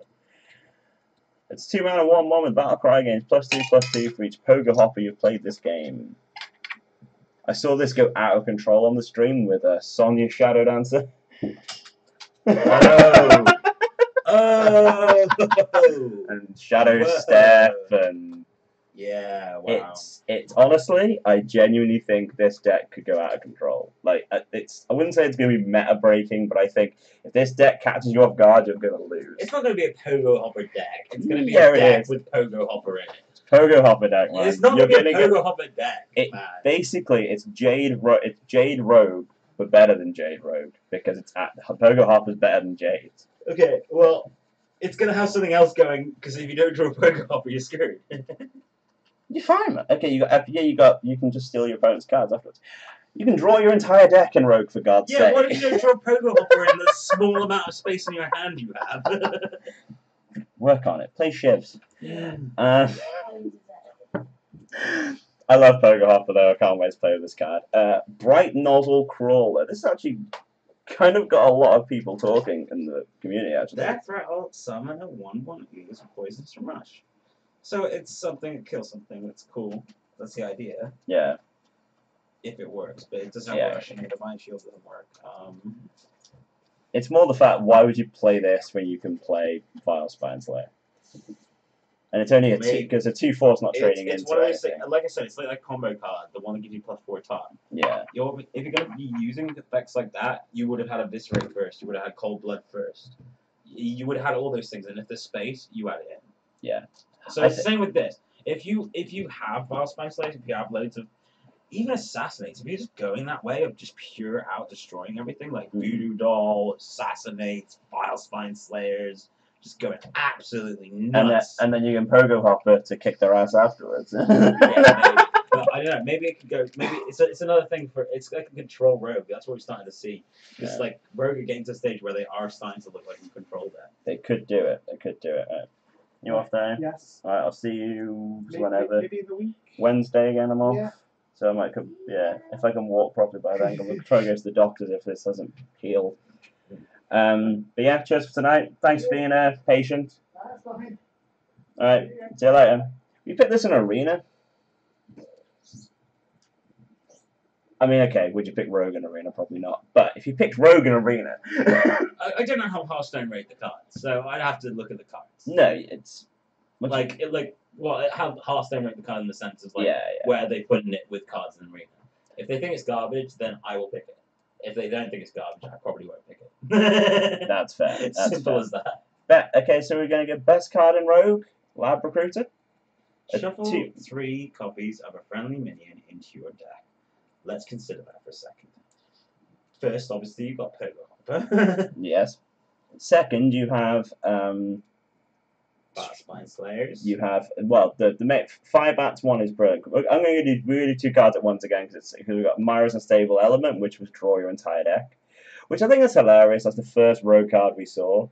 It's like, this is what is this trash? But he said that if you draw your entire deck and then just play a Strider, put 3 spiders in your deck, and then your Lab Recruiter, your Strider, you've then got an infinite deck of spiders. You can like Lab Recruit more Lab Recruiters, and you've literally got Striders to play spiders, and you draw more spiders and Striders, and you're literally just kind of looping 4/4s. I love it.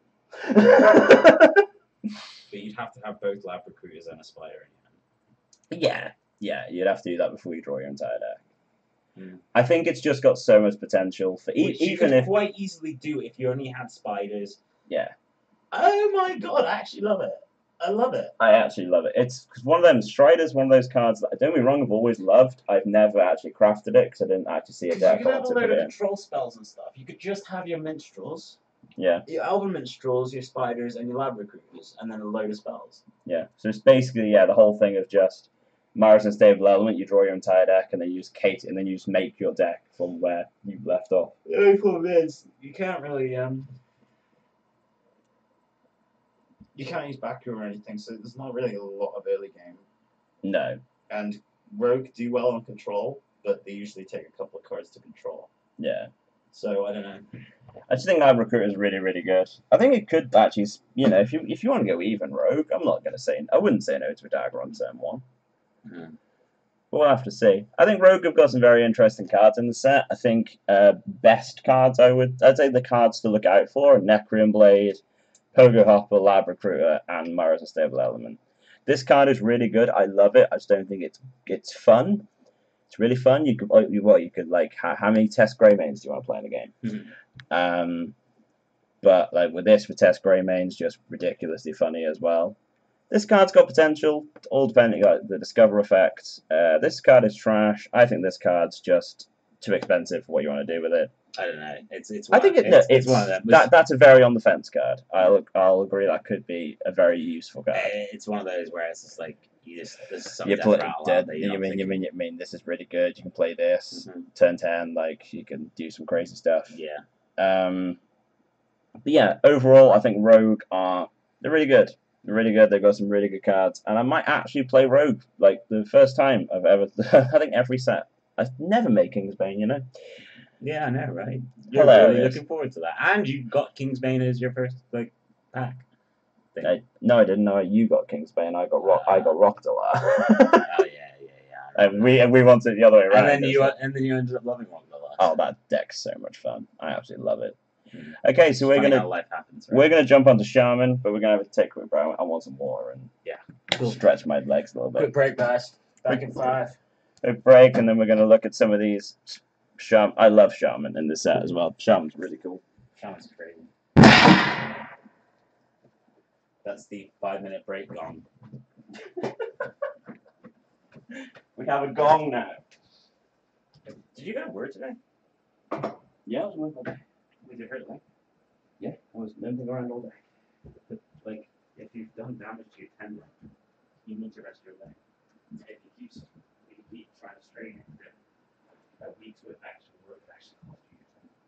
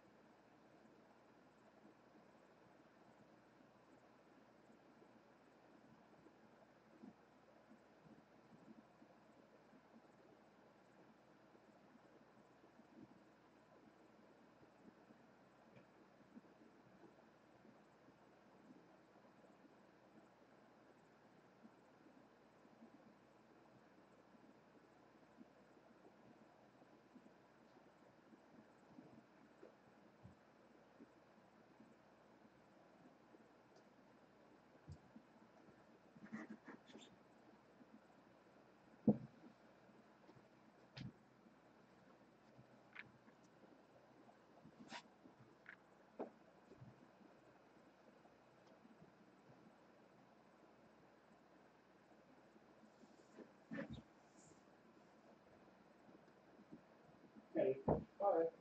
Yeah. Not bad, you? Where's the to the side of this?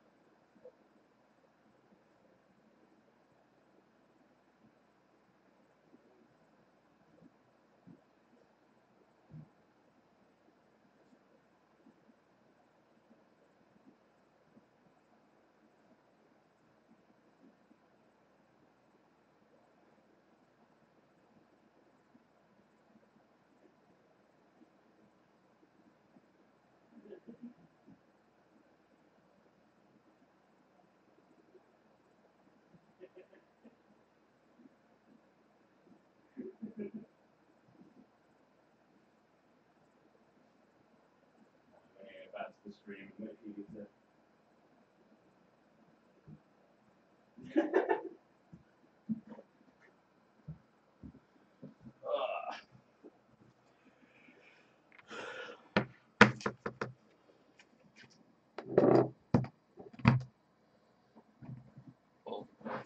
Hey everyone, we're back. A little bit of a break. It's gonna be a long stream.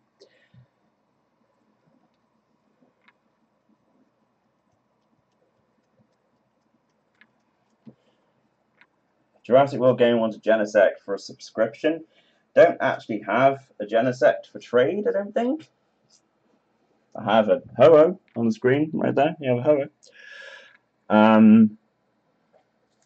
But we're jumping into Shaman next. I kind of want to go with a different order with Shaman because it's kind of, they've got a lot of different cards that do different things, and then like yeah, cards look worse when you actually move across. But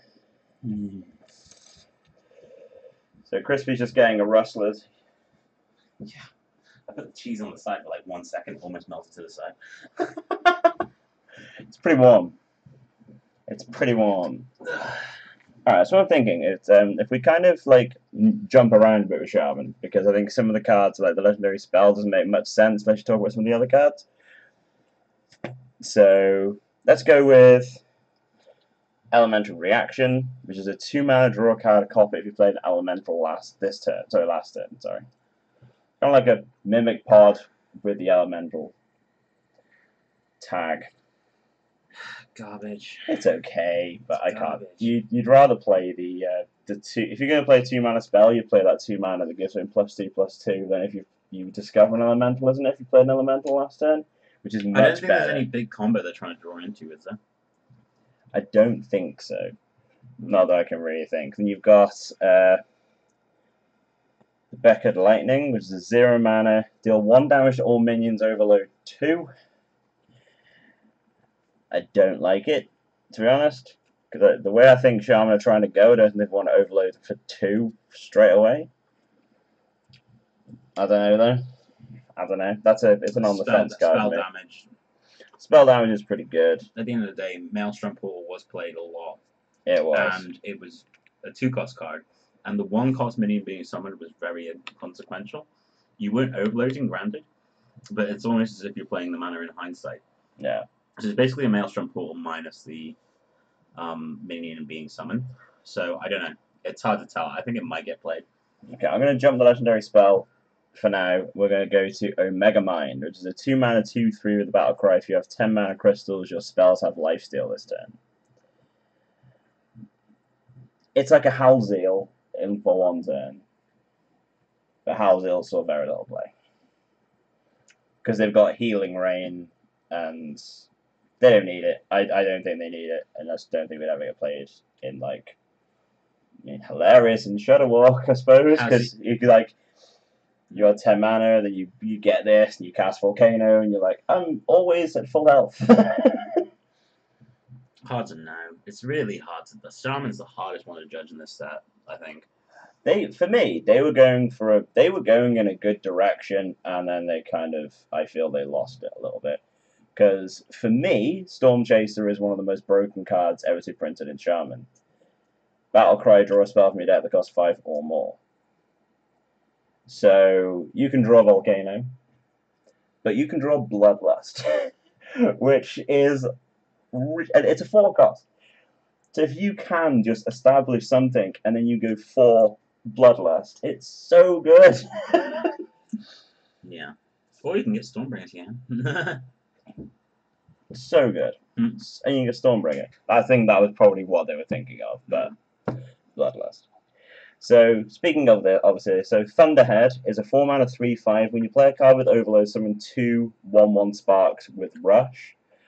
And then Voltic Burst is just summon 2 1/1 Spark with Rush Overload 1. So I like this idea where they're just trying to just make you just fill a board, and then Storm Chaser can just like get your Bloodlust and win you the game. So those cards aside, I now want to talk about Stormbringer.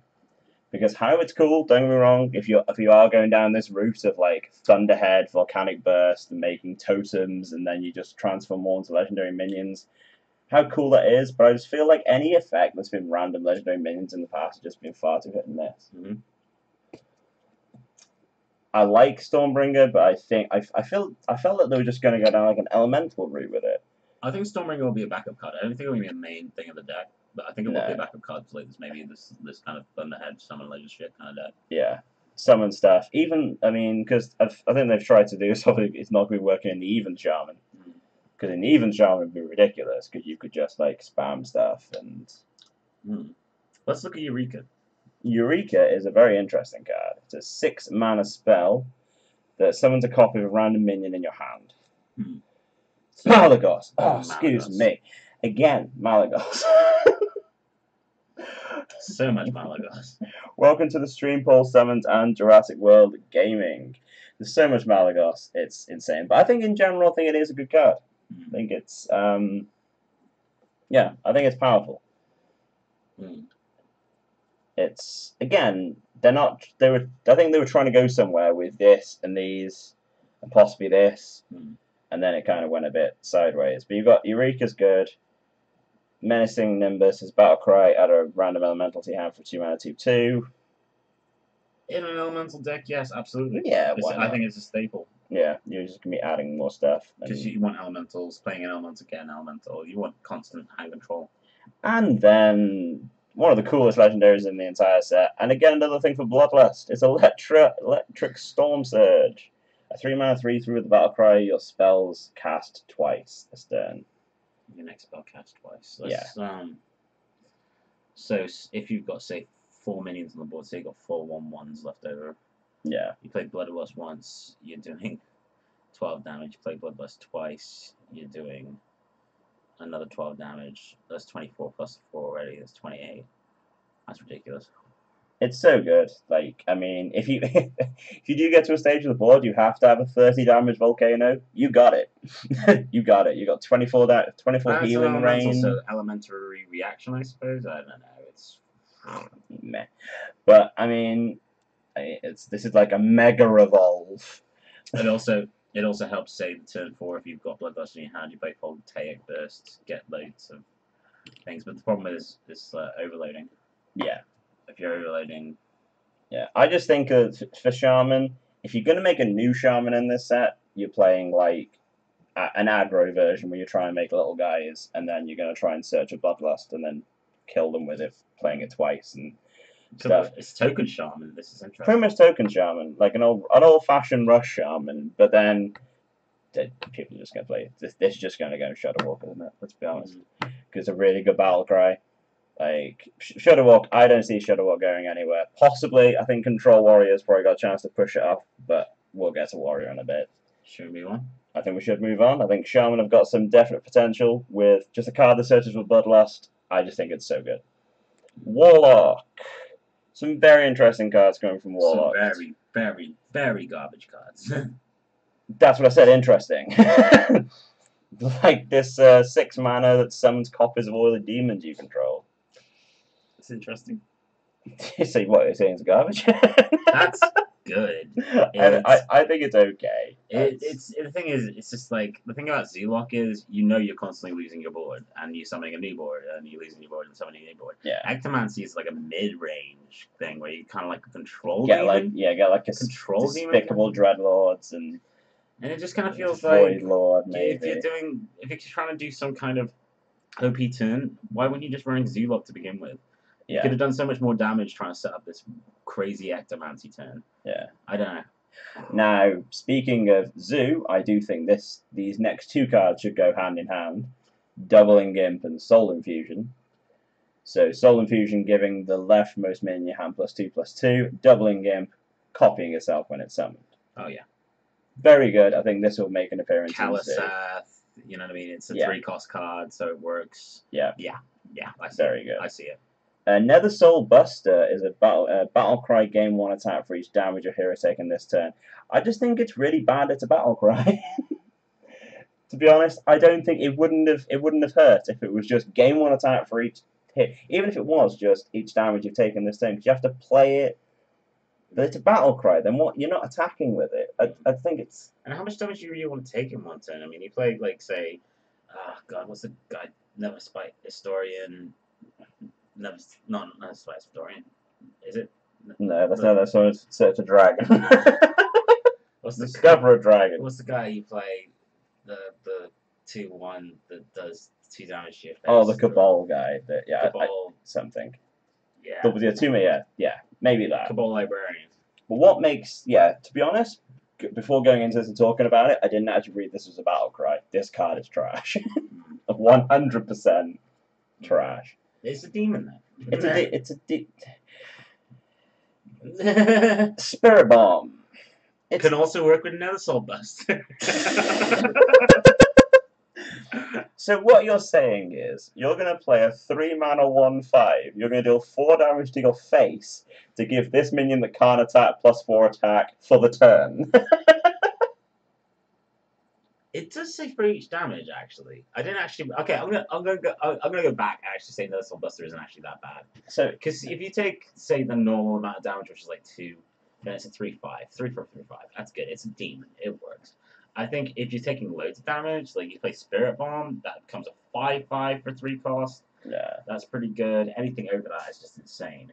I don't know. I kind of like. I think because cards by themselves don't look good, but I think cards do go well in unison. These two work together. These two work together very well. Soul Version works with another Soul Buster. It does. Only got a 3/7 that gains attack, and it's just ridiculous. Even if you kill stuff at once, it's a 2/6.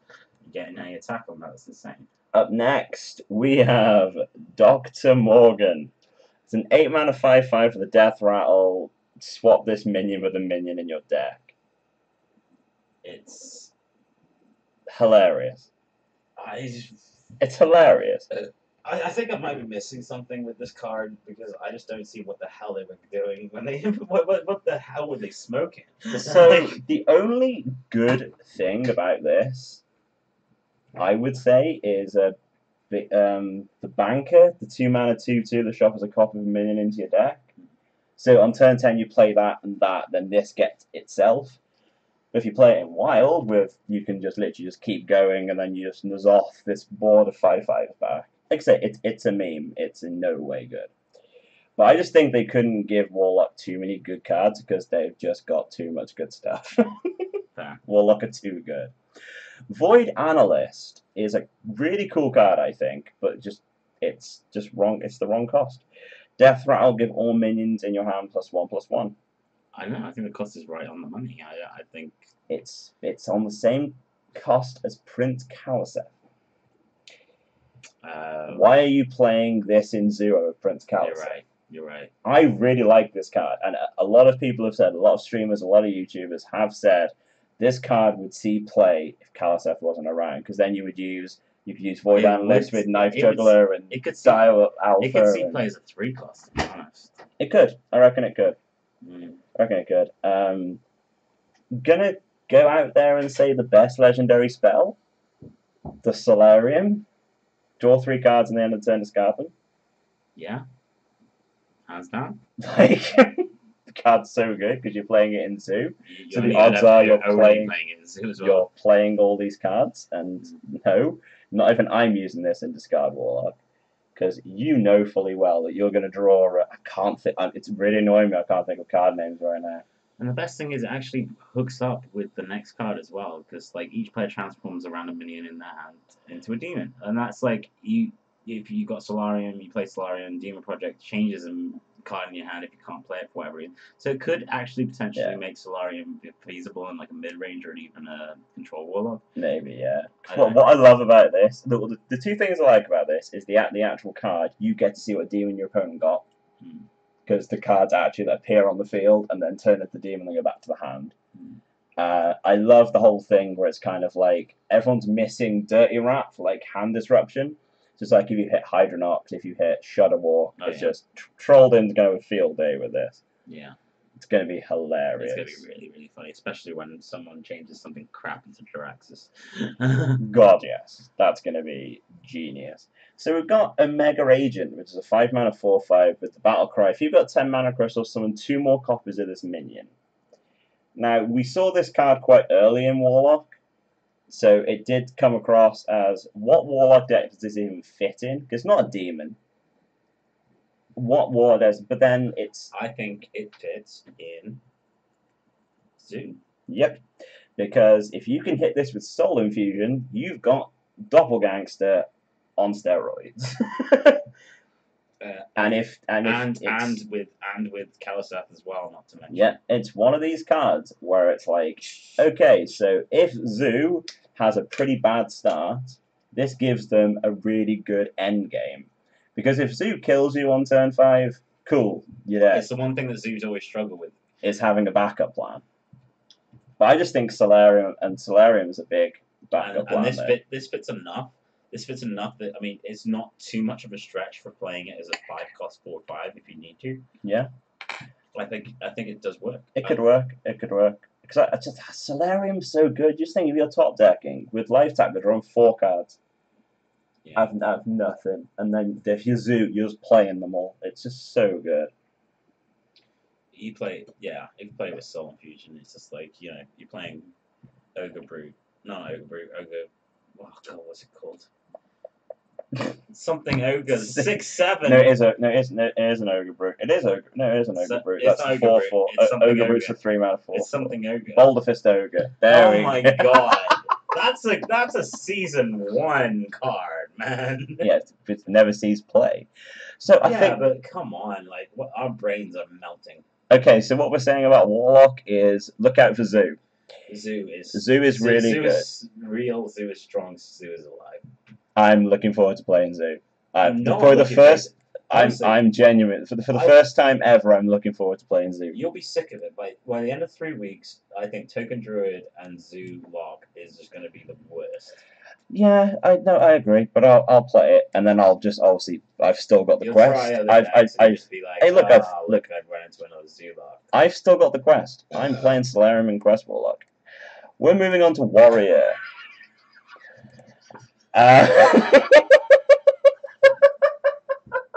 You complete it so quickly, actually. Cataclysm, you pretty much get it every single time. Wow. Okay. Cataclysm's the Mechathune deck. Oh God. Play Mechathune, it lives. Cataclysm, you win. We'll get to Mechathune later. It's going to be brilliant. Warrior. Warrior's really cool. I really like Warrior in this. I think Rocket Boots is shit, but I think Warrior's pretty good in this. Give a minion rush, draw a card. I just don't know what you want to use it on. Yeah, that's the thing. Because you've got obviously a very good 7-cost card coming up that gives all your mechs rush. So it's just really good. Weapons projects. Let's jump onto this because a card I thought was a bit crap until I actually gave it some thought. I think it's really, really good. In Control Warrior. Each player equips a 2/3 weapon and gains 6 armor. Explain. So, the good thing about this is you don't play it on turn 2. You play it on turn 7 and you draw 3 cards to Harrison Jones. You're giving them 6 armor. What do you care about in Control Warrior? Control Warrior doesn't care. Control Warrior doesn't want to... Yeah, I knew the armor was inconsequential. It's more the fact of giving the weapon. But yeah, the weapon, you ooze it or you Harrison it. It's mainly just play this and Harrison it. I don't think it's, don't get me wrong, when I first saw it I was like, I don't like this guy at all. I don't think that's that good combo there. I think it's good. What does that really do? You're summoning a 5/4 and attaching a 2/3 weapon. So hang on, so you're playing a 5/4, you're getting a 2/3 weapon, 6 armor and drawing 3 cards. That's pretty good. I don't know. I think but you need the. Where's the end game there? Is it just control? Is this? Oh yeah, the end game. I don't know what the end game is for Warrior. I'm struggling to see where the Control Warrior, like what the Control Warrior is going to do. Really, like it's all I know is Control Warrior is favored for the meta, and Mech Warrior is kind of not It's also the drawing. I suppose Taunt Warrior could make them come back because they always struggle on the drawing. Yeah. So they have just got 2 draw cards there. So yeah. I mean, Rocket Boots might not see some play. I don't know. We'll see. Rocket Boots is kind of a bit of a nothing card, I think. It's a set filler.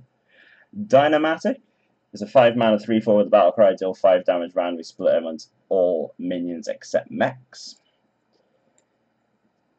I mean, you can kill your Acolyte Pain. That's about it. But a 5-mana, is that worth a 5-mana 3/4? The answer is no. So Security Rover. Security Rover is a 6-mana 2/5 when this minion takes damage. Summon a 2/3 mech with Taunt. So this card's compared to the Possessed Hogger, the Scourged Hogger, which was a 7-mana 6/6. Whenever it took damage, summon a 2/2 Taunt. So if you care about mechs, then you'll care about this card. And if you're caring about like magnetizing, then obviously this card's better. But I think it's really expensive. I think it's really expensive. It's hard to tell. Yeah, no, I think, like I say, the way Warrior's going to be built, it is very hard to tell how it's gonna go. And Green Ninja 133, welcome to the stream. Yeah, it's going to be very interesting to see how the mech Warrior kind of shapes up, because I just think it's going to be a basic control Warrior with Dr. Boom Mad Genius. Yeah. Because the card's really good. So we're going to move on to the Boom Ship. Summon 3 minions from your hand and give them rush. Interesting fact, charge overrides rush. So if you drop Gremosh, Gremosh can attack the face. So that's something. If you can go like Gremosh, Lich King, something like that. Or you can go Gremosh, charge double sword, charge double sword. Yep. Then the Boom Ship's got some. That's like what, 24 damage. The Boom Ship's got the potential in the Dead Man's Hand Recruit Warrior with the Woe Cleaver, and just the continuous have minions in the deck and in the hand that you can just like Boom Ship, bang. It's really cool. It kind of reminds me a lot of the whole the bazooka that Hunter have got. There's a combo there somewhere. I don't know what it is. No, I agree. I agree. Grom and 2 charged Devil Swords are not bad. It's pretty good. It's pretty damn good. Because I'm guessing you're using lots of control. So yeah. You might have a whirlwind effect there somewhere. Yeah. Or you could just inner rage your Grom and just kill them. That's 0. So it's. I think it's good. I think it's good. If you're playing mechs, you really want to play Eternium Rover, because it's a 1-mana 1/3, which is I think a very decent stat line, and then when this minion takes damage, you gain 2 armor. Wait, charge double was 14. 14 Gremosh, with it, so that goes to 12, so you get 28. You can do double in a rage. 28. Not bad. That's pretty damn good. It's pretty damn good. I think it's funny. So Eternium Rover. So 1-mana 1/3, whenever this minion takes damage, gain 2 armor.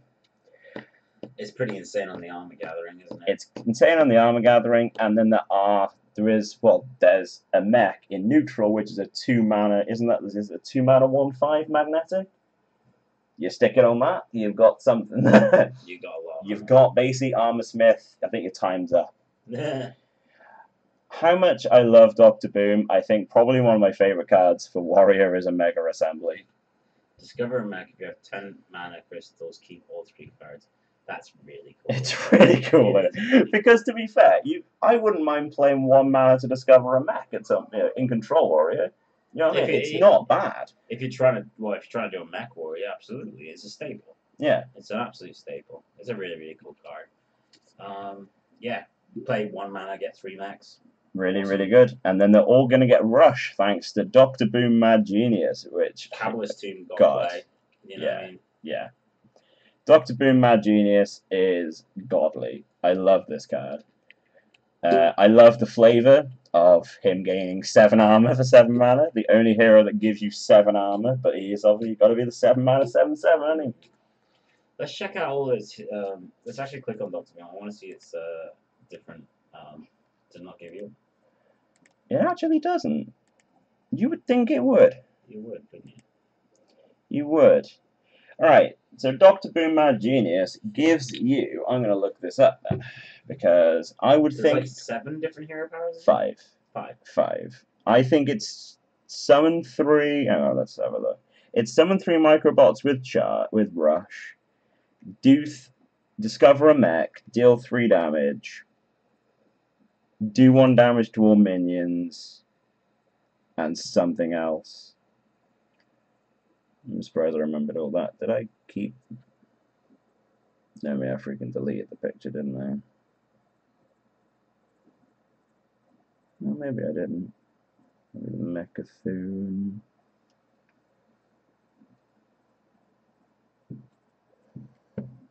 Alright, then let's have a...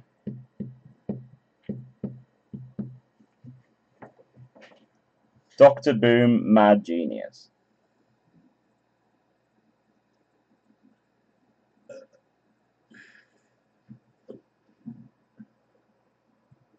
Dr. Boom, Mad Genius. So his original hero power is called Big Red Button. Oh, it's 6 hero powers. 6 hero powers. So Big Red Button is the first hero power he starts with.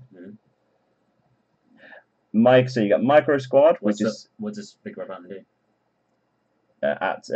Activate this turn his mech suit power. It's literally just a starting hero power. So you click that and then you get a random hero power every turn. Okay. So it's 5 hero powers you get. So summon 3 1/1 microbots. They're gonna have rush because of his battle cry. Insane. Deal 3 damage. Insane. Gain 7 armor. Insane. Deal 1 damage to all enemies. Insane. And discover a mech. Pretty good. So they change every turn. So you've got a bit of a random aspect. So it isn't, basically what I like about it is it isn't just a Blood Reaver Gul'dan. It's not a Frostless Jaina when you play it and you just have one goal kind of thing. Your decks will have a way of winning. And you've got Dr. Boom Mad Genius to help that kind of way with, obviously what your mechs out and rush is ridiculous anyway. I love it. Absolutely love it. I'm so happy they brought Dr. Boom back. It's so funny though, because apparently like he's such a minor character in World of Warcraft. They've just brought him back to his popularity in Hearthstone. Wow. He's like, in WoW, apparently he just gives you a quest. And that's it. Nice. But they describe the flavour of this card. How they describe how his hero power is random is he's in this machine, he doesn't know how it works, so he's just there just randomly mashing buttons until stuff happens. I think it's really cool. Which makes all like the hero powers. Super cool idea. This is a card. It's a 5-mana 1/3 weapon. After you attack a minion, force it to attack its neighbor. You're gonna take a lot of damage. Neighbors. So you can clear a lot of minions with this if they put a mountain giant in the middle. But you have to face tank a mountain giant. That doesn't die afterwards. Yeah. It's garbage, really, isn't it? It is. I like the idea. I don't think it's that great. It's quite sad. Yeah. Then we have Beryllium Nullifier, which is 7-mana 3/8 with magnetic, and it can't be targeted with spells or hero powers. Hard to know until we know what max magnetic is any good. Yeah, because I think there's a War Gear, which is the 5-mana 5/5 magnetic. It makes Eternium Rover ridiculous. On 8 mana, you're making a 4/11. Whenever it takes damage, gain 2 armor, and it can't be targeted. That's really good. Ridiculous. So if you are playing Mech Warrior, you're playing 1 copy of this card. I think 2 if you're playing it. If you're doing it, absolutely. Yeah, it's not the most exciting, but I do like if you're playing Mech. I think Warrior as a whole, I think is really cool. Bearing in mind, like, again, this has the ability to discover mechs, which I'm guessing can be from any class. So I think if you combine any of these with any of the other ones, you just get an insane thing going on.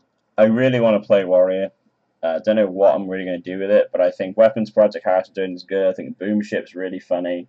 I mean, if I have to, I'm crafting Dr. Boom Mad Genius over Boom Ship every day of the week, if I don't get it. Omega Assembly is my favourite Omega card out of every single one of them as well. And then, yeah, you got Eternium Rover. I don't know about Security Rover, he's not that great. But yeah, all in all, I think Warrior have got some good stuff, and they've got one of the coolest cards in the set. So that is all the classes. That is all the classes. We're now on to the neutrals. So we're halfway there. Living on a prayer. Okay, so this is when things are going to start getting kind of dicey, because Cards are going to be terrible. There's going to be a lot of terrible cards. Well, we have to. The best thing is we look through all the classes, so we kind of know where the classes stand now, where we can add these in. It's going to be interesting. Okay, so we're going to go with World Glider, which is a 2-mana 2/1 with Battlecry, summon a 0/2 Goblin Bomb.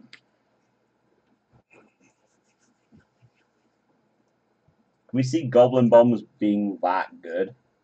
It's doing it to the hero. If you're summoning them consistently, it's going to be in Hunter if it's going to be played, World Glider. Yeah. If you summon bombs that consistently, sure, why not? Why When you not? play Bomb Hunter, Oh. blow your opponent up. Underpowered Mauler. Not that I've even seen this. The few of these I probably wouldn't have seen, to be fair. Yeah. Can only attack if you cast a spell this turn. Matt's X. It's a neck. You don't want to magnetize anything to that. You really don't, because that's awful. Yeah. Unpowered Mauler is unpowered. Go away. Go away. There's no point. Toxinologist? Give you a +1 attack. It's alright. Can Kingsbane make a comeback? Maybe. It's a little boost. I don't mind that at all, to be honest. Mm. We have a Rager. We have a Rager. This Rager's got text. It's been a Rager every single set, hasn't it? There has. Oh yeah. Shadow Rager did have text. Shadow Rager was the stealth guy. A 4-mana 5/1 with Rush. That's Mac. It isn't bad, to be honest. I mean, if you can magnetize that to an Eternium Rover, you know what I mean? Like, it's more the fact that I think just 5-attack Rush, and it's more of it would be a discoverable Make it a mech. 6/4. It would make it's a discoverable mech. You'd never put this in a deck. No, I don't think it would. But if you got it off like Omega Assembly, it could save you at some point. Like 5-attack Rush, it isn't bad. Spring Rocket is a 3-mana 2/1 Battlecry, deal 2 damage. It's also a mech. So we're definitely going to get through these very quickly. Come on, really? I don't know. Spring Rock. It's just why a 3-mana for 2/1 deal 2 damage. No, it's 3 mana because you got to look at the other ones. Okay, so you got Firebird. So it's 4 mana, 3/3, does 2 damage. I'd rather play You've got- Firebloom Phoenix. You've got, I'd rather play Phoenix. You've got SI Agent, 3 mana, 3/3, but it's combo to get the 2 damage. Yeah, that's fair. That is actually fair. So you can understand the mentality behind it, but I just don't think it's good. I don't think it's that good. No. I think it would have been better as like a 2/3 or something. Yeah. Okay, so we're going to jump down to Spark Engine, which is a 2-mana 2/1 with a Battlecry. Add a 1/1 Spark with Rush to your hand. Kind of reminiscent of like Firefly, in a way. No. Yeah, I mean, no, you play. It's not. Yeah, you play something. It adds a little weenie to your hand. Yeah, I know But what you mean, but God, it's garbage. It is. You're not going to magnetize. These are one of these. These are the mechs. You're not going to magnetize anything to these. The thing is about sparks as well. It's like there's no other than Bloodlust. There's no synergy between the sparks. Okay, so Spark Drill, Blizzard. Would this have hurt if it summoned 2 1/1 Sparks with Rush? Would that have hurt? It's a 6-mana 5/1 that adds 2 Rush to your hand. I just think What's with all? Is there like a neutral card that's something to do with sparks that we're missing? we will find out because I don't know it straight away. Mm. Okay, Rusty Recycler. That's totally Wally. I love that artwork so much. Rusty Recycler. Is a taunt lifesteal mech for 5 for a 2/6. It's a not mech. that is a card you'd want to magnetize something to. It's nice. It's not too Like, bad. the fact is, for me, if I want to magnetize something, I want health. Mm. I don't want 5/1. I don't want 2/1. You know what I mean? Like, Yeah. to me, I have a Piloted Reaper. Piloted Shredder's come back, boy, but it's terrible. 4 mana, 4/3 with a death throw. Summon a random minion from your hand, 2 costs or less. It keeps Max on the board. I mean, I like the idea they've tried to bring back. They've brought back a Piloted. Because Piloted Shredder is still probably one of the best cards in the whole game. Mm. And still, it's statted like it as well. Yeah. You play mechs, you're playing it. End of the day, you can magnetize them into this, and you get into hella stats for it. Yeah. So I do like it. Now onto a card that actually is good. Microtech Controller, a 3-mana 2/1 that summons 2/1/1 microbots. Really good. It's board spam, simple as that. Board It spam. works in Token Shaman, it works in Token Druid, it works in mech decks that you're trying to get things to stick to the board. It just works. Yeah. Because, like, obviously, like, 3 for 4/3 isn't that good because you can just kill a 4/3. Obviously, you can wipe a board with a low-cost wipe, but it kind of forces a wipe, especially if you are playing a token deck. Exactly, yeah. Because, you know, and if you can force a wipe with a 3-cost minion, you're laughing. You are laughing. Absolutely laughing. 2 seconds. Dave? What's shift on tomorrow? Okay. Early. Okay, I'm leaving a bit late, Evan. Sweet. I'll be leaving the house at 7:30.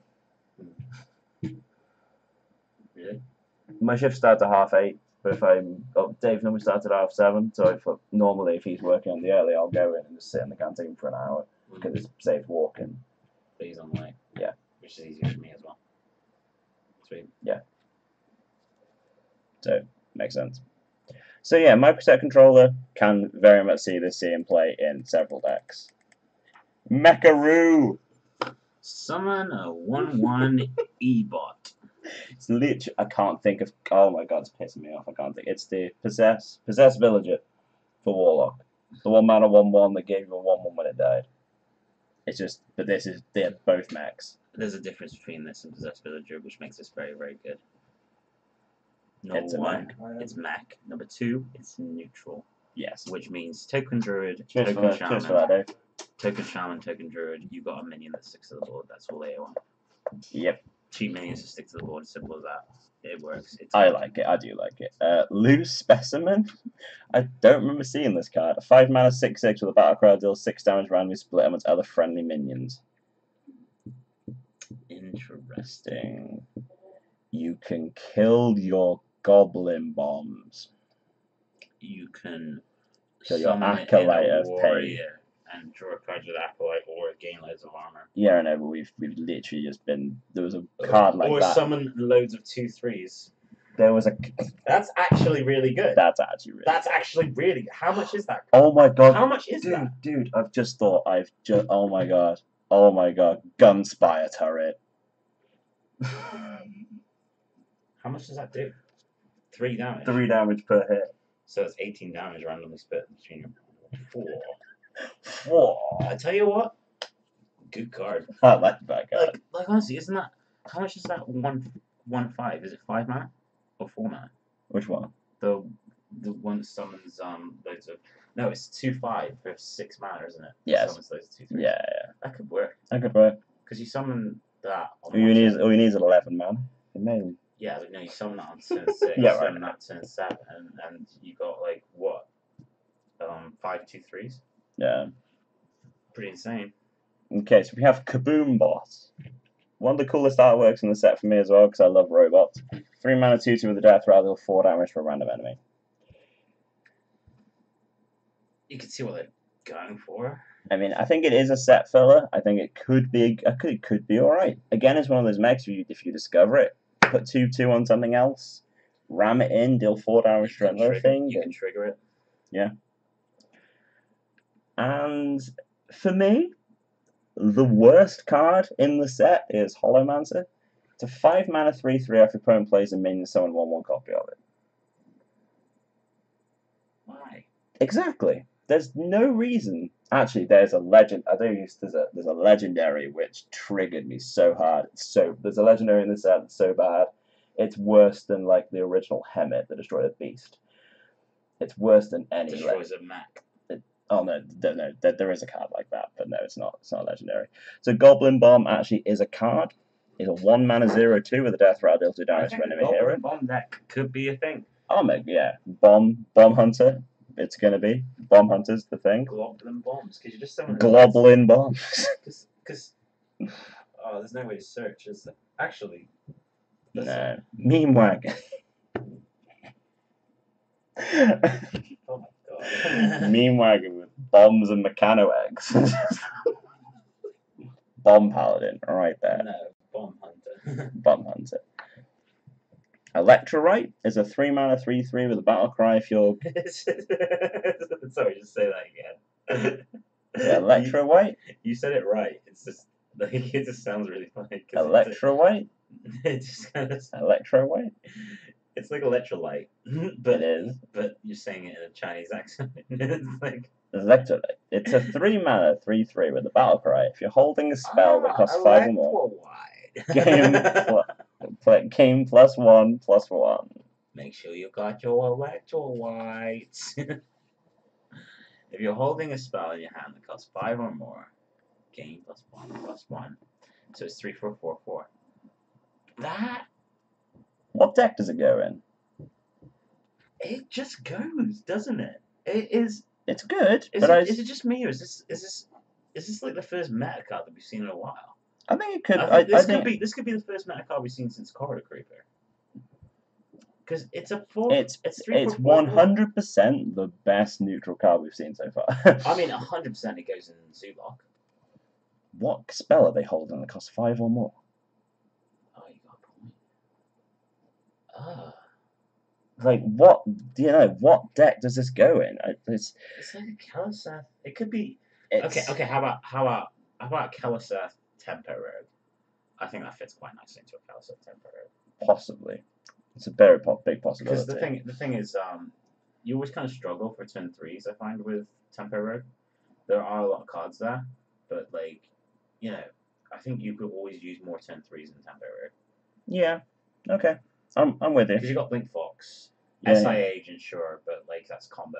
Actually, to be fair, yeah, when you're playing Blink Fox, SI Agent, Vicious Fletchling, why would you play this over Nightmare Amalgam? It's just another one. I think it's good. You've got SI Agent, Blink Fox, Fletchling, Nightmare Amalgam. I think you play this first though, because Nightmare Amalgam's great, but imagine you Keleseth this stuff and you're summoning a 3-cost 5/5 straight out of that. Like I say, I'd like to say that's 6. That backs up your Amalgam tenfold. By far the best neutral we've seen so far, but I think it's just hard to fit somewhere. But, you know, it's gonna be around for a while. It's gonna be around. Goblin Bombs are really cool, but it's definitely better than Hollowmancer. Jesus Christ. Rebuke is better than Hollowmancer. I said it. Damage Stegodon is a 6 mana 5/12 with Taunt that deals. I don't know. That's close, man. that's real close. It's definitely better than fucking Cybertech Chip. Whoa! Let's not say things we can't take back. I've said it. I can't take it back. Damage Stegodon is a 6 mana 5/12. I want you to remember this, alright? Battle Cry deals 6 damage. I want you to remember this time that you're ripping into Cybertech Chip, and I want you to remember it. Okay. It's live. When it becomes meta, I swear to God, I'm gonna just be rubbing it in your face, be like, "Oh, what's wrong with Cybertech Chip, man?" Yeah, you play all these mechs, and I'm gonna get 1/1 copies with my Hollowmancer, and you're gonna get fucked up. So such a bad card. So damage. Let's go back. It's a fucking epic, man. It's such a bad card. It's a fucking. Your opponent is not going to give you a 1/1 copy of anything good. No. Why would they? It's really easy to kill because it's only 3/3 for 5 mana. Okay, so damage Stegodon. Let's move on. Hollowmancer though. It's a 6 mana 5/12 with a battle cry deals 6 damage to itself. So it's a 6 mana 5/6 with Taunt. Which is kind of, if you could heal it in Priest and then magnetize it on something, you got some beef. I like it. It's fun. Cloak Scale Chemist is a 2 mana 1/2 with Stealth and Divine Shield. We've not seen Stealth Divine Shield since Tiny Knight, which was a 3 mana 2/2. You're not wrong. But why? It's a set filler, 100%. Would it fit in Priest? Would this go in your Divine Shield, Divine Spirit, and a Fire deck more because it's a minion that can't be dealt with that in AoE? Token Shaman? Maybe, I would say. Token Shaman, Token Druid? Yeah, I'd say it's got some potential, but it's a hard card to tell. I think it is Token, isn't it? It's definitely Token. It's not going to go into Keleseth deck. It's not going to go, into a Surrport, I don't think. And the award for the Booms Day project answer to Force Tank Max, we have Bulldozer. That's a very specific award. It's the only award I could give Bulldozer, man. Fantastic artwork, but it literally is a Force Tank Max. It's a big mech with Divine Shield. That's all Force Tank Max ever was. I like it. I think if you can magnetize that on a Turnium rover. Boom ship. It's another boom ship, isn't it? Yeah, it's really good with boom ship. But I know Force Tank Max was really good back in the day though, because it was one of those cards that was actually really hard to get around. Now it's not as much of an issue, but it was back then. Yeah. So we have a Brainstorm, which is a 3-mana throw-in with a Battlecry. Gain 1 health for each spell in your hand. So what's the next card we got? We have Explodinator, which is a 4-mana 3/2. The summon. Oh my god, Battlecry summon 2 Goblin Bombs. This is what I'm saying. There's a lot of cards that summon Goblin Bombs, man. Like healing is gonna have to be a must because Goblin Bombs are going nuts, bro. Okay, that's going to be really good. After this, is there a way of searching Goblin Bombs and just seeing how many cards have the tagline Goblin Bombs? We could have a look, or we can just do that after I've opened all my packs. We'll be able to find it all on Tuesday. I think I could do it now on Hearthstone, actually. We probably could. I think Explodinator it's going to be in Goblin Bomb deck. I think we're going to have some hella games. Now read this card to me, Crispy, and tell me that this isn't the worst legendary you've ever seen in your life. There is some merit behind it, and I will explain my merit, but in general, it's literally a Hollow Mancer.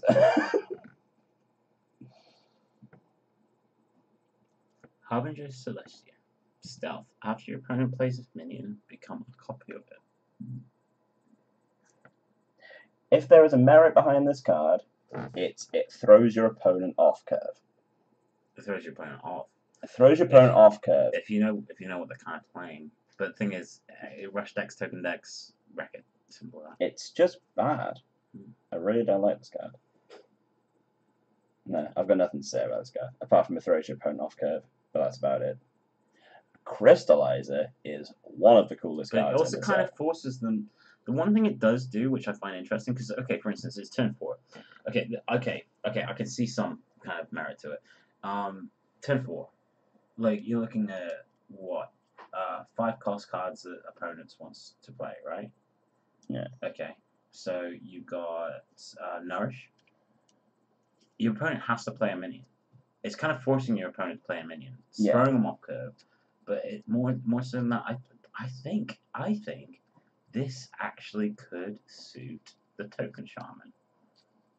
I think this could suit the Token Shaman because they're kind of forcing it in. Like if you know that your opponent's like gaining loads of momentum with summoning loads of minions, and suddenly summon 5/6, forcing you to summon a minion rather than playing a spell to get around it. Yeah. You can go for a field wipe.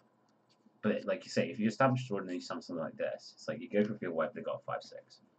You know what I mean? You summon a minion to get it down, they've still got a full field, and they're going into turn 5, which is a Bloodluster. That could actually work in a Token Shaman.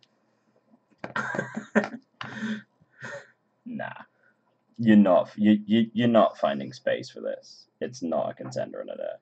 I reckon it could be. I don't think there's no way on this God's earth anyone's crafting this card. I think we'd have to see. I think it's a wait and see kind of thing because I think it could work. It could completely throw people off. As I say, late in the game, it could just be played, and then your opponent can't play their 8-drop, they can't play the Lich King, they can't play their Tyrion, they can't play things like that. Like I said, they're going into turn 5. Like if you're going into turn 5, like okay, Warlock. If you're doing Zoolock, you want to come out with your Doom God. You don't want to do that all of a sudden because you're going to get a copy of Doom God. Yeah. If you're playing like spells, if you want to ramp up like a druid, you want to play Nourish and things like that. Suddenly you have to play a minion, and that takes your turn out of your thing. As we're saying, so literally, what we're going by is the one merit I gave this card to throws your opponent off curve. I think that could be enough to make it play. Yeah. That's how metas work, man. That's exactly how metas work. I do fully understand card games, man. I've played card games for as long as you. Yeah, but that's what I'm saying. It's just like when the meta gets that sunk in, it just gets to a stage where it's like, oh, I'm playing a rogue. Turn 1, they're going to do that. Turn 2, they're going to do that. Turn 3, they're going to do that. You know what's going to happen before it even happens. You know what I mean? Something like that could be good. But then if it's played in a deck, then people are going, oh, they're going to go turn 4 Hellbringer to stop this, so I'm just going to play this thing I got from Firefly, and then it's awful. So, yeah, if they play Firefly, you wouldn't play hope it just lasts you, will you? Well, exactly. But if you're not, I don't know. I just think you're not playing the card because there's gonna be times it's gonna be stuck in your hand when you could just have a better card to deal with the situation. We'll see. We'll see. Crystallizer is very good. A 1-mana 1/3 that deals 5 damage to hero and you gain 5 armor. It's amazing in Warlock. Warlock and Warrior. Remember what Tice said? The best health to be on Warrior is 29 because it activates Battle Rage. Dude, with that card in Warlock, you play this turn 4 and then summon the minion and it's a 6/5 on turn 4. Yep. If it hasn't already been Kalisat. Yeah. Like I say, that's probably one of the best neutral cards we've seen so far. It's really, really interesting. Yeah, I really, really like it. We've got a Krookadile Imposter. 4-mana 4/4 Battlecry gains stealth to your next turn. That's amazing artwork. I've not looked at artwork before. That's so cool. I think it's okay. Would you want to magnetize it? It's 4/4. Yeah, it's good. It's good. It's a strong minion on turn 4 that sticks. Yeah. And then you have he was a skater bot. Essentially later bot. Yeah. I think it's if mechs take off as like a aggressive deck, this goes in the deck. It's really cool. Even like Russian aggressive style. I think it's kind of like a mid-range kind of style, isn't it? I think it's nice the fact that you could just I mean you can adding +1/+1 something, giving it rush. You're playing it in the Goblin Bombs to trade off some bombs. Pretty funny. Imagine playing Bomb Paladin and just like having like a bunch of 0/2 bombs and just playing Shrink Ray and then just ramming them in, like throwing those bombs at the hero's face. See, the thing is, the way I'm trying to like make these kind of like magnetic cards work in my head is because you're combining them with a minion, rather than seeing them as minions, which it can be. It can be a 1/1 rush if you actually want it to be. Probably not going to be because you're going to want to use the magnetic effect. If that's going to be the case, then it's not really a minion. It's more like a spell. So a 1-mana spell that gives a minion +1/+1 and rush doesn't seem that good to me. No, I agree with that. We'll see. We'll see what Skaterbot ends up doing, if it does anything at all. Up next, we have one of the best magnetic mechs for me, the Bronze Gatekeeper. 3-mana 1/5 with Taunt and Magnetic. 1/5. It just makes other magnetic cards really good because it just gets hella stats. Well, you got, like I said, you add it to its thing again. I mean, you can use it as a minion. 3/4 1/5 minion isn't terrible. No. 3/4 1/5 Taunt's pretty good because then you could also just like a 3-mana spell that gives a minion +1/+5 and Taunt. Yeah, pretty good. Subject 9. I love this card. Battlecry, draw 5 secrets from your deck. It's just hilarious. Absolutely hilarious. How good is it? That's a different matter. I think it's pretty good in Hunter. Gets Beast, and the Hunter secrets are probably the best secrets to use with this. Because I don't think you're not running this in Mage. I don't think because you're not running enough secrets. I feel you're running enough secrets in Hunter and possibly Paladin, but I don't think you play this in Paladin. You've got enough ways of getting your secrets to Paladin. I'm actually thinking Rogue. But the Rogue secrets aren't that great. The Rogue secrets are pretty good. He's got one that saves you for a turn. You've got one that does damage to the minion next to it. It's like you can't get around it if you know it's there, and you've got like things going on. I feel with Rogue they kind of just went, yeah, they've got 3 secrets, and then they're like, yay, have fun. But they've only got 3, and it's really they work well. If all 3 are on the field together, then yes. Rogue have always done really well with kind of like tailoring their decks to being able to thin the things they want to thin out, to be able to get the things they want. I think that could add to it. Yeah, I like it. I couldn't see it being played in any other deck.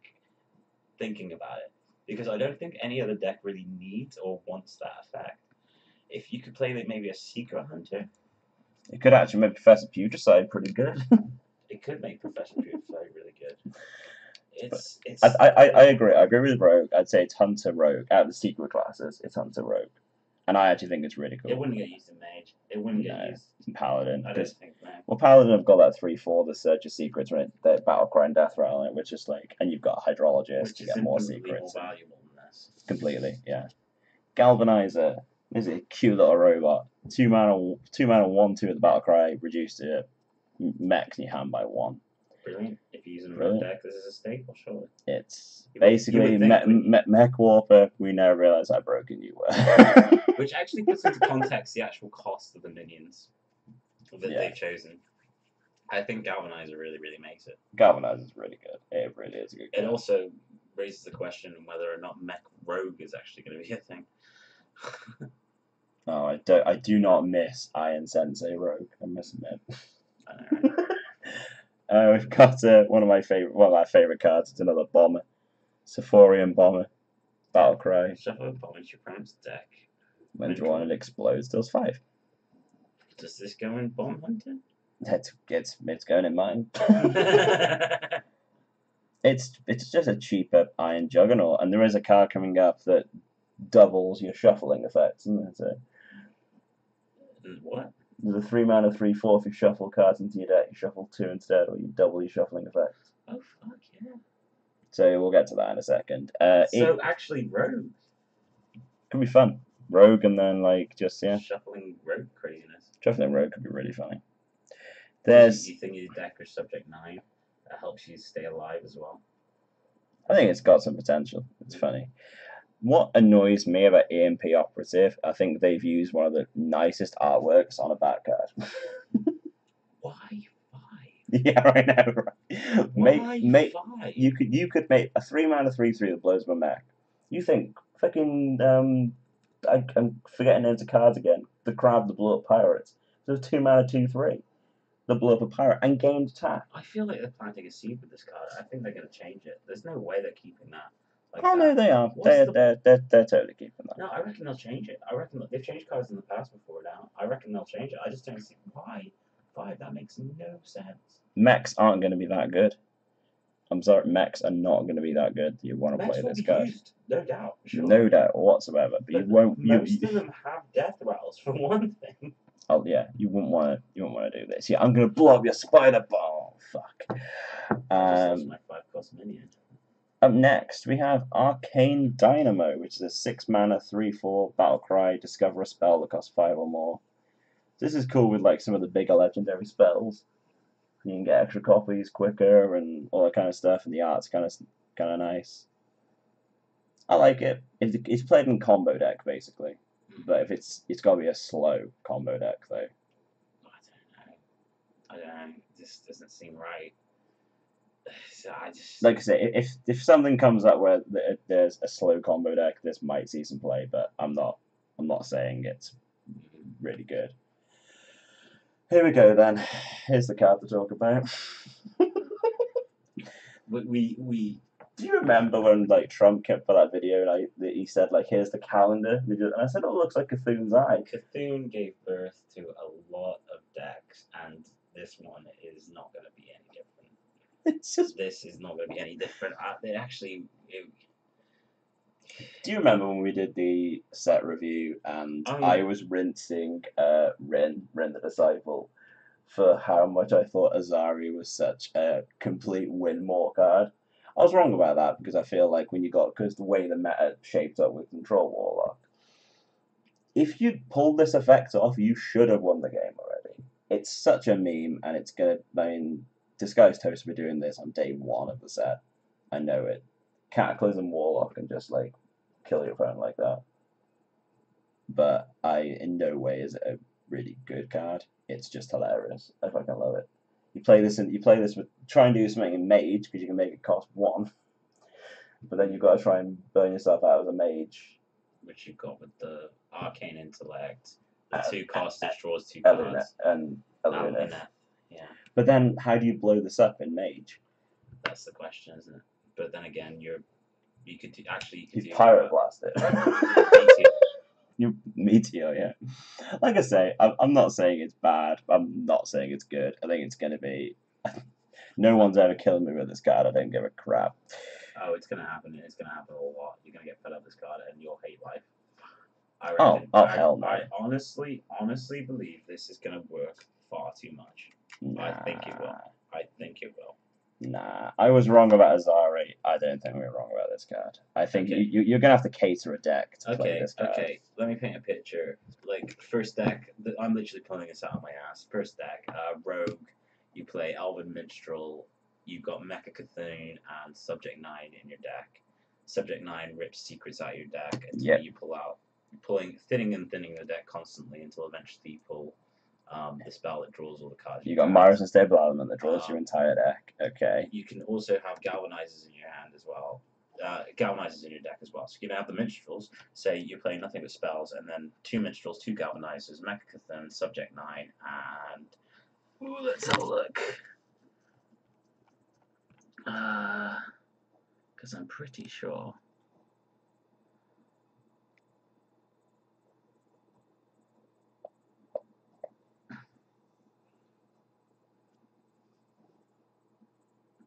Doesn't work.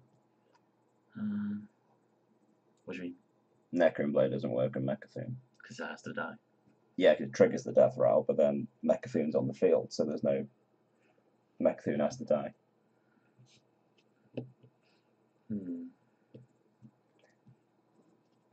Let's draw the cards. I thought that... You're on something you can just empty your deck with Myra's Unstable Element, but then you've got to play it. Basically, you've got to play it and hope it survives, and you can, like, Vile Spine Slayer it or something, but then you've got to play... I don't know, it just seems...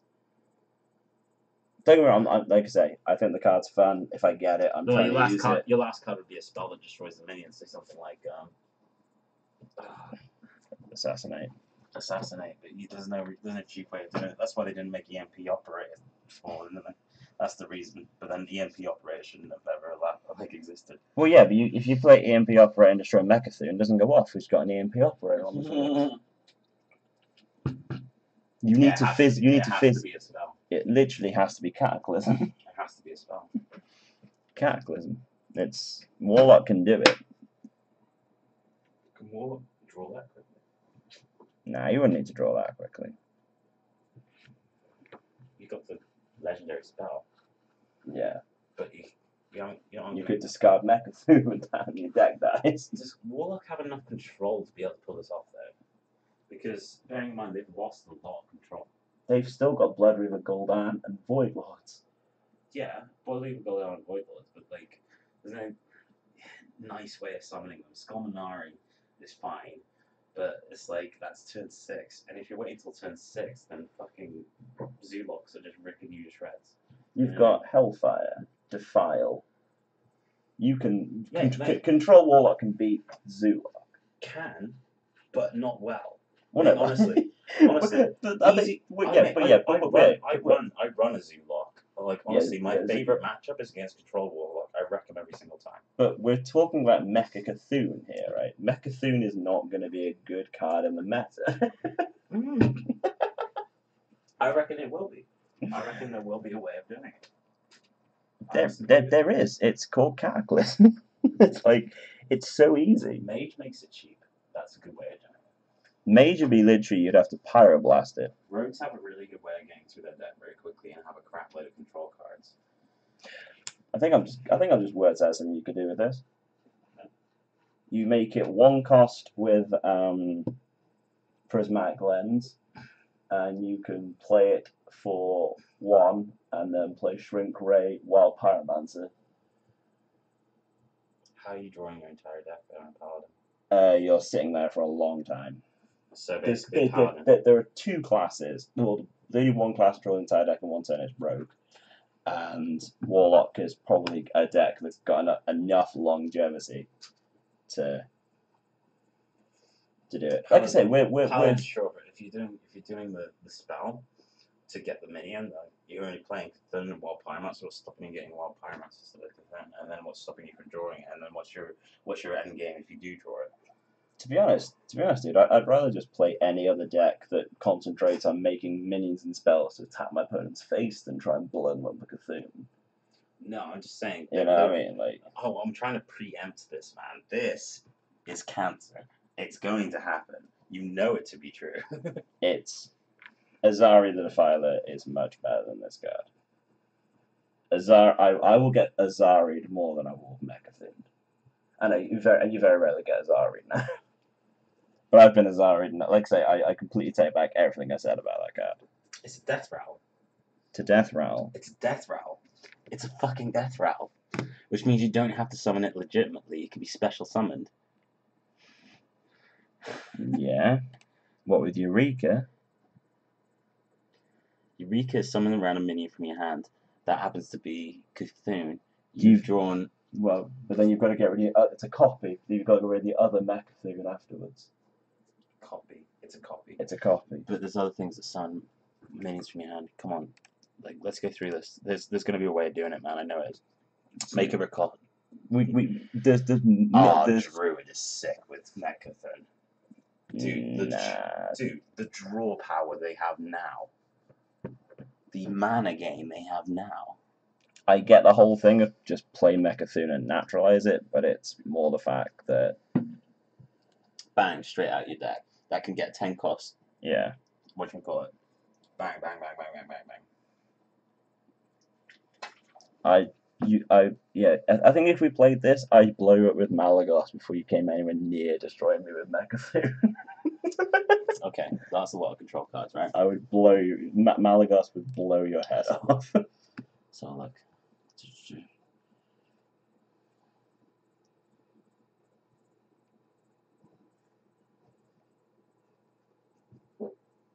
It would have to be your last card in your deck, the last card in your hand, and Mechafin would have to be one of the last cards in your deck.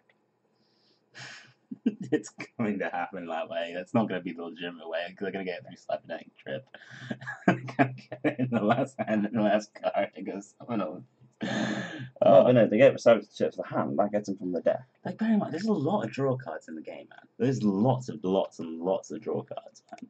Okay, dude, this stream's getting close to 3 hours. We've got a lot of cards to still go through. Okay, to be fair, I forgot we're still streaming. This is like you're getting in the minds of Skilzin and Chrisbee. Mechafin is a big ass meme. Mechafin is gonna brilliant. I love it. I love it. Like I love it to bits. No, you're gonna hate it. Trust me, you're going to hate it. No. I reckon it's gonna work, mate. I honestly, I can see it coming along a mile away. This will never compete with Shudderwalk and Control Warrior and Malagos Druid and Zoolock. Cybertech aside, honestly, I'm putting it on this one, man. Honestly. Replicating Menace is a 4-mana 3/1. Oh yeah, we still got cards left. That's why we need a lot of cards to go through still. Oh right, okay. Replicating Menace is a 4-mana 3/1 with Magnetic with the Death Rattle summon 3/1/1 Microbonds. It isn't bad. I mean, it depends if you want to put 3 attack on like your Rush minion or something. Adding all together, it's 6/4. That's good. It's good. Really good. Here we go. The Elec. 3-mana 3/4. Whenever you shuffle a card into your deck, shuffle an extra copy. You could get extra Mechathons. And that makes it worse. Get more of them. Yeah, but but why would you want? Shut up, Mechathon. We're gonna fire through these now. Missile Launcher is a 6-mana 4/4 with Magnetic. So what are you actually talking about with all going there? It's shuffling copies of. Pogo Hoppers. You can use it with it's Rogue, isn't it? It's Rogue. So you've got it with this. You've got it with bombs. Got it with the bombs. You've got 20 cards with this that cost 1. Wow. There's going to be other applications as well, but they're obviously the main things that come in. So Missile Launcher is a 6-mana 4/4 with Magnetic. Then you turn to 1 damage to all other characters. It reminds me of kind of like a Despicable Dreadlord, but I feel it's a bit too overcosted. Sorry. And it's all other characters, so it's yours as well. Yeah, maybe okay in Warrior, but it's like you compare it to something like what is it? Elemental Baron Geddon. Yeah, I'd rather play Baron Geddon than you really. Yeah, I suppose this is a mech. Mechanical Whelp is a really good card. 6-mana 2/2 with the Death Rattle, summon a 7/7 Mechanical Dragon. Is it that good? I think it's pretty good because you can play it. You more trigger its Death Rattle, not so much get it killed. Okay, well you compare it to the skeleton dude, that's 5 for a 2/2 that summons an 8/8 and it wasn't played. Yeah, but the 5-mana 8/8 has to die on your opponent's turn. You control when you get the 7/7. Fair. Scalemancer is a very different card to this. That's fair. I've actually heard that comparison a lot, and I just don't understand it. But I think it's just a possibility of just spamming the boards with Necrean Blade and things like that. I think it's alright. And then you've got that, even if you play with that rogue cheese card that makes trigger a death rattle twice. Yeah. It's interesting, isn't it? Star Aligner is a really... We've got 7-mana 7/7. Had to be in the set somewhere. If you control 3 minions with 7 health, deal 7 damage to all enemy minions. No, all enemies, not minions. Oh, wow. It's so strong. It's really strong. It's Like, just... Is it going to work consistently? That's the question. probably not, but I feel like it could. I mean, it's I mean, one of them, isn't it? so if you were to soul infuse this, play this, because it does, that minion as well, does count itself, being a 7-mana 7/7. So you only have to have 2. Yeah, I have to have 2. Which is really good. That's interesting. That's actually quite... I think it's cool. I think it's going to see... There's going to be some meme exploding thing with that. You could imagine with giants. You play it all in one turn. That would be incredible. Giggling Inventor, one of my favourite cards of the set, to be fair, after I thought about it, because who doesn't love an Oiatron? So a 5-mana 2/1, don't let it deceive you, because you get 2 1/2s with Taunt and Divine Shield. It's good for tokens. It's good for tokens, it's good for magnetic, it's good just for surviving. I think the card's just really good. Yeah. Really Taunt, good. Divine Shield. Taunt, Divine... And Oiatrons, they're back. All in one card. Because this is the way I kind of thought about the card when it first came out. You got your 2/1s, that's your 1 mana, right? You got your 2 Oiatrons, which are both 2 mana, and that's all in one card. It's really good. Normally when you add cards into one card, you usually add extra mana onto it, and they haven't done anything to this. They just kept it good. Really good. It's really good. And as they say, to bring over the Fortnite players, we have a weaponized Pinata. A 4-mana 4/3 with a death rattle at a random legendary to your hand. It's absolute garbage, but I love it. I absolutely love it for its... Is it garbage? Yeah, it's probably garbage. I think random legendary is, because the thing is, the game's gone so long now, there's so many cheaper bad legendaries where you just think... It could get you Mecha, and it's automatically the best card in the game. Faithful Lumi is a 1-mana 1/1 with a battle cry, give a friendly mech +1/+1. Why wouldn't you want an 11/11 Mecha then? I know, right? And then you've got to kill it even more. There's actually a really funny combo with this in Wild. So you play this, a Mech Warper, and Glenda in Warlock, which gives all your minions Echo. And if you have another mech in play that could attack, you have infinite attack on that mech. Or you're playing it in Dr. Boom deck, and all your Faithless Lumis have Rush, so you just kill off your opponent's entire board. It's literally... and then power your things up to the point that you kill. It's literally a dread speed kind of feel of a thing. I think it's brilliant. That's definitely going to be a video. Here he is. Whiz-Bang the Wonderful. He's a 4-mana 4/5. At the start of the game, you start with one of Whiz-Bang's wonderful decks. So I love this card. I absolutely adore this card. It's garbage. 18 different decks, man. Yeah. But I just want a best of 9 with this card. You know what I mean? They're pre-constructed decks. They're good for early laddering if you only got 1600 dust, you haven't got any cards. If you're getting like a free-to-play account, Whiz-Bang, craft this guy and you're golden for a while. Yeah. You got a lot of different decks to play. Use it to mine the hell out of the game. Yep. I think it's brilliant. I want to get it. I want to find someone else with it. I want to do like a best of 9 game. It's going to be a great video. Zillax. If you're playing mechs, you're probably playing Zillax. A 5-mana 3/2 with magnetic, divine shield, taunt, lifesteal, and rush. It's Johnny's stat line. It's literally... We've not seen this many keywords on a card thing since Alakir. It's just a shame that whatchamacallit isn't a mech. God, I can't remember the names of things, man. Oh, this is why this is a card. 8 cost shaman, 3/5, loads of stats. Alakir. If Alakir was a mech, that'd be so cool. No, Alakir is an elemental. That makes it the. Alakir is a. Is Alakir an elemental? Yeah, he totally is. Yeah, but Zillax is why they've changed the wording on a Shadow Boxer from Wild. Because if you give Shadow Boxer lifesteal and heal, it kills your opponent. They've changed it now. Shadow Boxer has to be a minion that's healed, not a character. And I think it literally is because of Zillax, because you can just magnetize that onto Shadow Boxer, you just kill your opponent. Oops. One of the coolest mechs if you're playing Magnetic is the upgradable Framebot. It's a 2-mana 1/5 that you magnetize to when you play a things. 1/3 that gives you armor for every damage it takes turn 2, you give it +1/+5. Nothing else you want to say about this Win card? the game. War Gear is the card that everyone's talking about as the best Magnetic card in the set, because it's just a 5-mana 5/5 Magnetic. You're going to give something +5/+5. Blessing of Kings, +1. Yeah. Blessing of Kings Ridiculous. is a good card. War Gear's a better card. Redonkulous. You And can then use in any single. And then the first Omega card we saw was Omega Defender. If you have 10 mana crystals, gain 10 attack. It's definitely the worst Omega card, isn't it? It's 2/6. It's a 2/6 total for 4 mana. That's technically that's Onko as Stegodon. Yeah. I think it is a Stegodon with an upside, so I don't think it's terrible.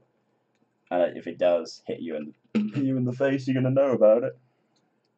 So it'll be a 12/6 if it's got 10 mana. Yep. 12/6 Toronto is pretty insane. And that is it. That is the set.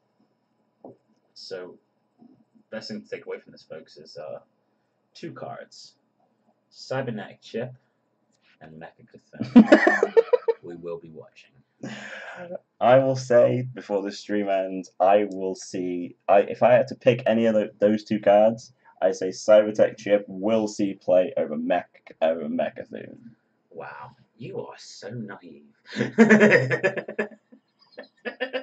I just think that in a world where you've got how much the power of Druid have, the power that Warrior are going to have, the Shadow Walk Shamans, the Rush Shamans, the Burn Mages, there are so many, the Zulocks, there are so many, but there are so many other ways of getting your opponent from 30 to 0 than just blowing up their hero with a really convoluted combo deck. You're saying convoluted. It's convoluted. You say convoluted. It's convoluted. No. It's really convoluted. You say convoluted, right?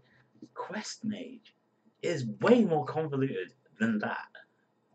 And Quest Mage were consistent. Quest Mage had a plan. That has a plan. Empty your deck, play this guy, kill it.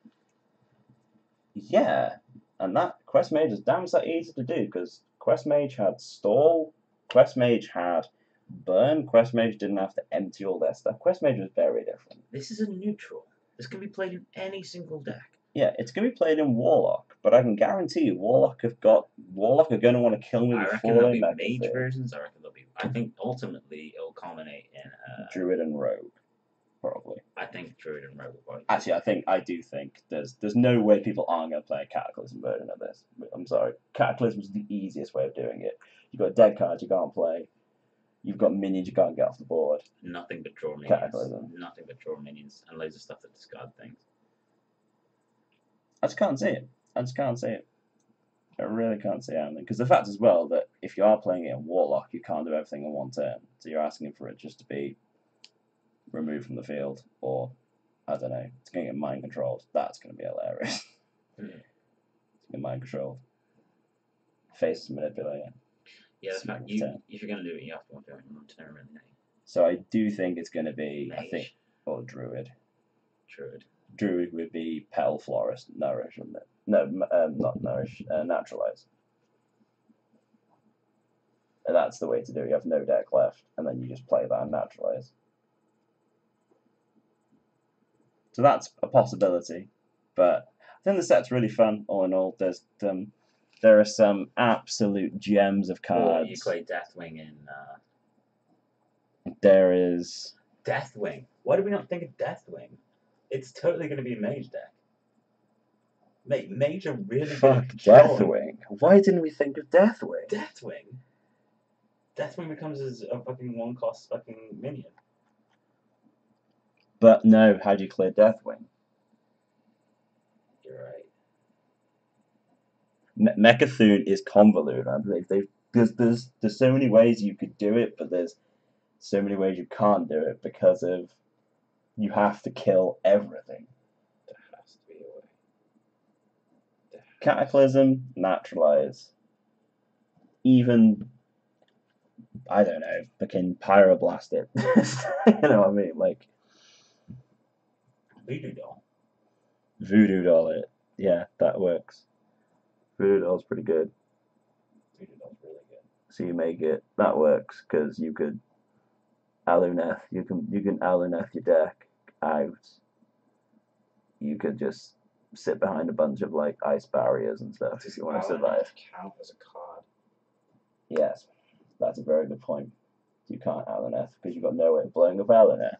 But you can use loads of draw minions. You can. And draw minions do have a tendency to control a game down to mana. They do. They do. I just Like, think you there's, got I just think there's so many better ways to win. You got your loot hoarders. Oh no, don't get me wrong, dude. Like, I agree with you. It's scummy. It's absolutely scummy. I'm just saying it's going to happen. It's... I'm not saying we figured it out. I'm just saying it's definitely going to happen. It's not that good, man. Someone's going to figure it out. Disguised Toast. Disguised Toast is going to figure it out. Disguised Toast is not going to leave it alone. And when he's figured it out, he's going to hate himself. In all fairness, no, he's not going to hate himself. That guy enjoys playing Quest Mage. Oh yeah. He has no soul left. Yeah, very good point. So then, guys, that has been a long stream. 3 hours 12. That's not bad. We won't be getting quicker at these. But join us on the Tuesday, won't it? Tuesday, if you're about, for me opening all my packs.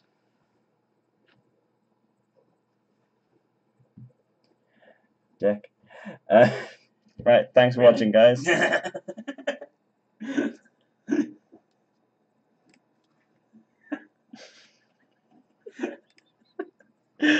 Oh god, no cameras. The cameras have gone. The cameras have gone. It's all good.